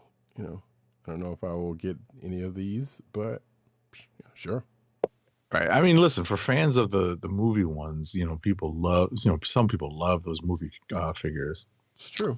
So there were 3 Star Wars product reveals during the 2023 Hasbro Pulse Premium Members event, and there is a vintage. What's that?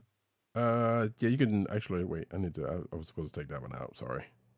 Oh, you want to take? All right, so I'll skip that one and go to the next one. So as part of this year's annual Hasbro Pulse Premium event, a new Ghostbusters HasLab campaign was launched, offering fans 2 of the franchise's most iconic gadgets. And I saw this, I was like, of course this is going to fund. Mm-hmm. Of course it's going to fund, right? Playing on a quote from 1989's Ghostbusters 2, the crowdfunding effort is entitled 2 in the Box, comprised of a ghost trap and a PKE meter, with both being designed using scans of screen-used props and carrying a heavy list of features from light-up LEDs to multiple modes that celebrate previous films. And of course it funded. Of course it funded. Mm-hmm. There's no way that wasn't not... With all the people that still cosplay as Ghostbusters, there's no way this wasn't going to get funded. Indeed. No way. Indeed. Yeah, at the time this article came out, it was 80% of reaching its goal. So yeah, it was inevitable. No way. How do you this is easy peasy. This is obviously going to sell. Mm-hmm. And you have until December 11th to get in on this, folks. So I'm pretty sure that the stretch goals, if not all of them, most of them are going to be met. Mm-hmm. So there you go. And it looks like, well, I guess these are the these are the unlocks that they're noting here. Right. So at 12,000, you get blueprint posters, some sticker sheets, you know, some ESP cards, and a screen accurate 84 no ghost patch replica. Mm-hmm. At 15,000, you get a ghost trap holster, and you know you need that, right? And you get a HasLab patch. At 18,000, you get a PKE meter holster. You know you need that too. Of course. And a mini puff logo patch. So come on, y'all. Listen, there's so many Ghostbusters cosplayers. So many. That's like a constant. Yeah, and with that, because a lot of those, you know, kind of did their own stuff up until now, and probably some of them still probably will. But yeah, the entry for that is a little lower. And actually, I'm looking at the page right now, and it definitely made that last stretch goal already. I figured. Yeah. It had to be. Yep, had to be. I mean, the Proton Pack just blew up, you know, absolutely blew up. That Proton Pack was just, you know, they exceeded all expectations with that. Oh, wait. This is the Proton Pack. Hold on. No. You're looking at the Proton Pack, probably. Yeah, no. That's what I'm saying. That's what I was looking for. Yeah, that far exceeded.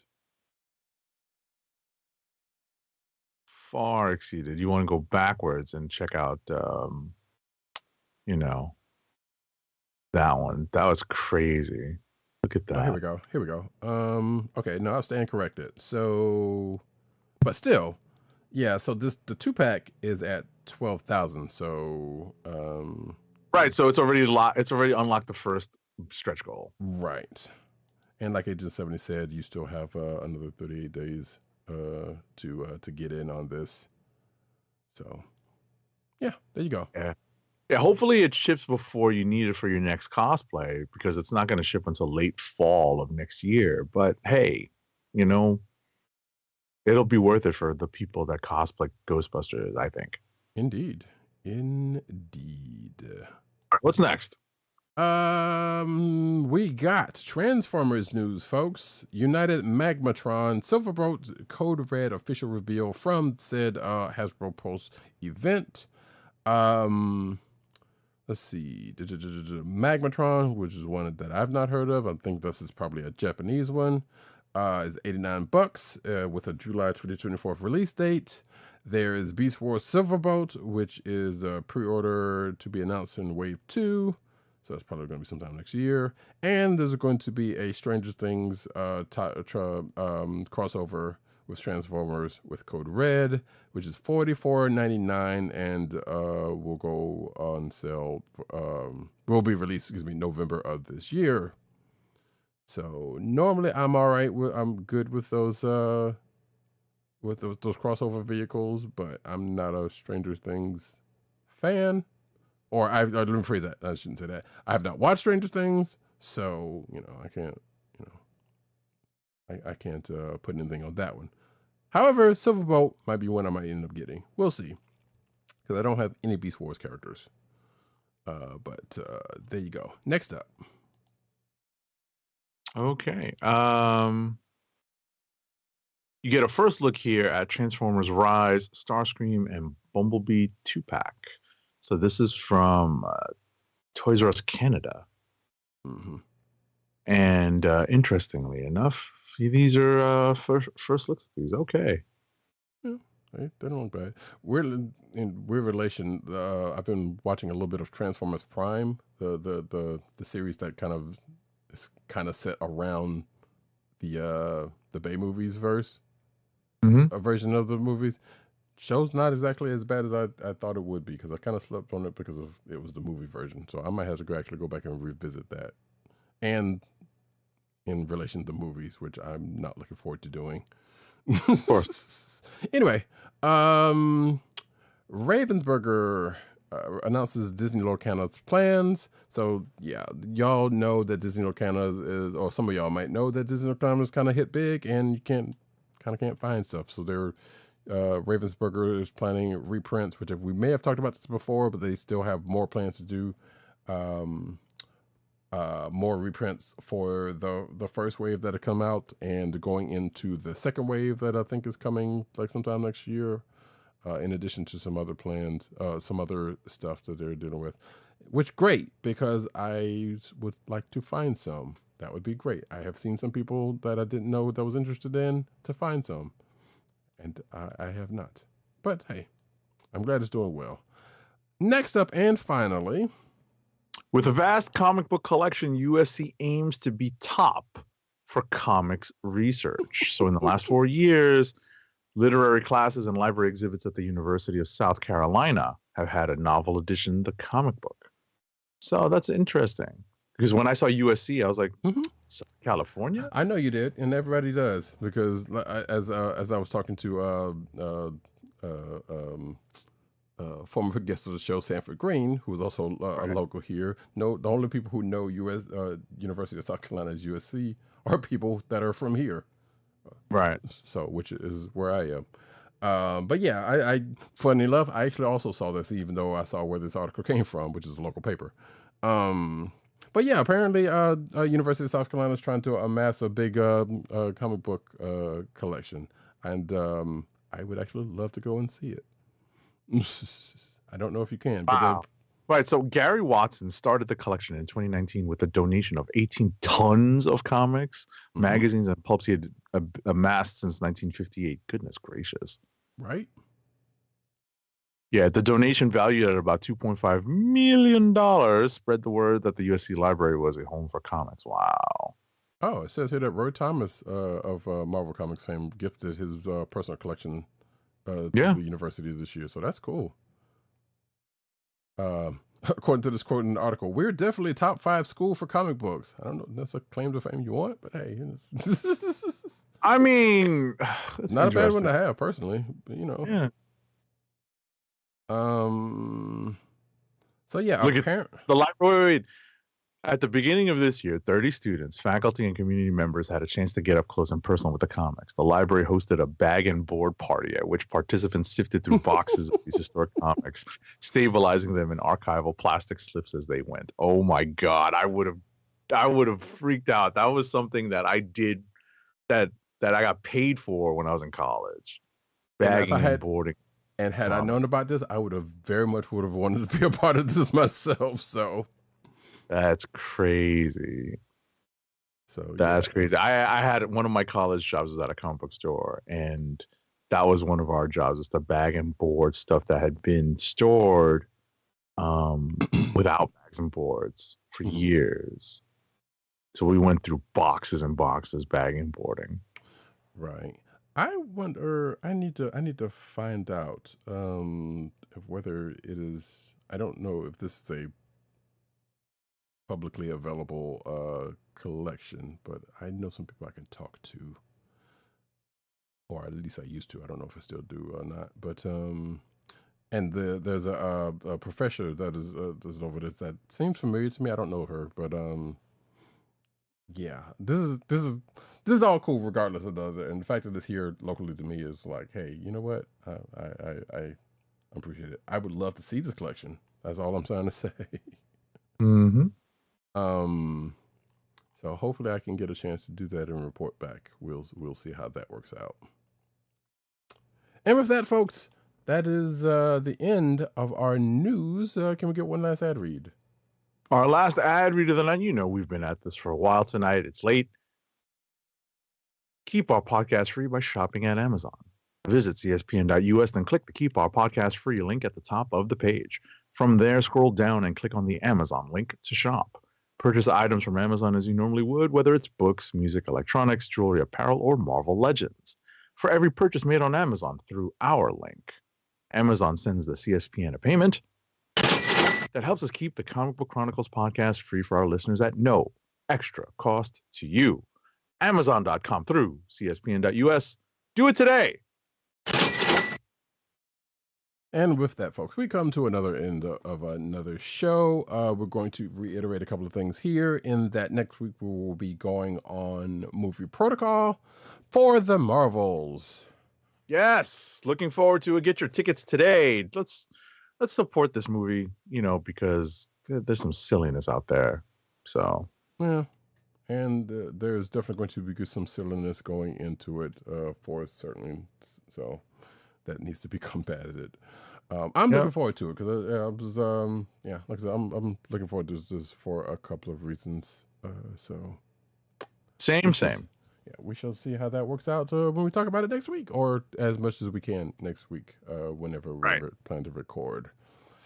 And also, folks, don't forget to set your clocks back this coming Saturday. If you happen to watch or listen to this before Sunday or before Saturday night, going into Sunday.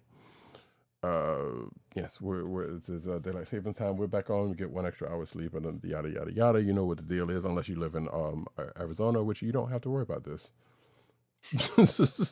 Lucky you, I guess. So with that, I have been Roddykat. You can find me at Roddykat on Twitter. You can find me at NewsNerd on Twitter. You can find me at CPCaps on Instagram. PC. Why did I do that? Agent_70 on Twitter, Instagram, and Threads. PCN_dirt. Oh, I see why I did that, because it's sitting right there flashing at me. PCN_dirt on Twitter, PopCultureNet on Twitter, PopCultureNetwork.com is on the umbrellas they're in. I need a cough button. Excuse me. And last but never ever least, Tim DOGG98 on Twitter, PopCulture. Oh, excuse me. Whoa. CB Cron on Twitter. What the hell am I doing? Let me scroll away from that. CB Cron on Twitter. News. Oh Lord, I am all kind of discombobulated now. The Kliq Nation on Twitter. TheKliqNation.com. Excuse me. But last and definitely never least, he's over at comicbook.com, where he's over there writing his face off. You might be back writing his face off. I believe that's the case. Yeah, because I saw him promoting something off the site. I don't know whether he wrote it or not, but it seemed like it. It seemed like it. So yeah. I'm gonna touch base. It'll be good for us to touch base with our co-host and see how everything is. Right. And in the last minute swerve, unfortunately, I actually I'm going to show something really quick that I keep forgetting to show in the last couple of weeks, in the last 3 to 5 to X amount of weeks that I got here. Let me see. I'm gonna try but Toy Corner, real quick. Yes. Can we do this? Yeah, we got it. We see it. There we go. So yeah, my West Coast Avengers box. Flip. There you go. Come on, find it. There you go. Anyway, whatever. I would drop my green screen, but it's still kind of held back here, so I don't want to do that. But yeah, I got it. I have not opened it up, as you see, but most of my favorite wackos are here. I already have a Hawkeye, so I think I'm good there. Don't have a Wonder Man yet, but I got the rest of them. So, in fact, I guess I got 2 versions of at least one of them. Now that I think about it. Because, yeah, excuse me. 2 versions of 2 of them, now that I think about it. As a matter of fact, so if you can see, let's see, there we go. There's the retro Tigra that I have. And, of course, there is the other Tigra that is on this box. Similar, but they have different head sculpts or different alternate heads. Actually, the head sculpts are slightly different also. So, I guess there is a case to keep both or not. But hey, we'll see what happens with those. But regardless, hey, I'm happy to have gotten this, and plus I love the cover because it's if you've been with us long enough, you know that the wackos are my favorite. So, and this cover is an homage to the beginning of that. Slightly different because Dr. Pym was not on that the original cover, or Julie Carpenter Spider-Woman either. But neither here nor there. At least they didn't do Force Works anyway. Oh no! I'm sure there's probably going to be a Force Work set coming. Shout at out to some point. Century. Yeah, right. The other Century at that. No, not Century, but Century. Century, yes, I know. That's so funny. So, I mean, technically, this power set wasn't that wasn't that different from Century. So, I really want to revisit Force Works, but the 90s, everybody. Yes, indeed. And with that, folks, we bring you to the actual end of this here show. Like I said, see y'all next week. And stay tuned to our social media for when we record. It will most likely be on next Friday, just like tonight. And yeah, we'll be talking about the Marvels and Loki and Invincible probably, and whatever else we get into during that show. And with that, folks, this has been the Comic Book Chronicles. Peace. Peace. One. I love it when a plan comes together.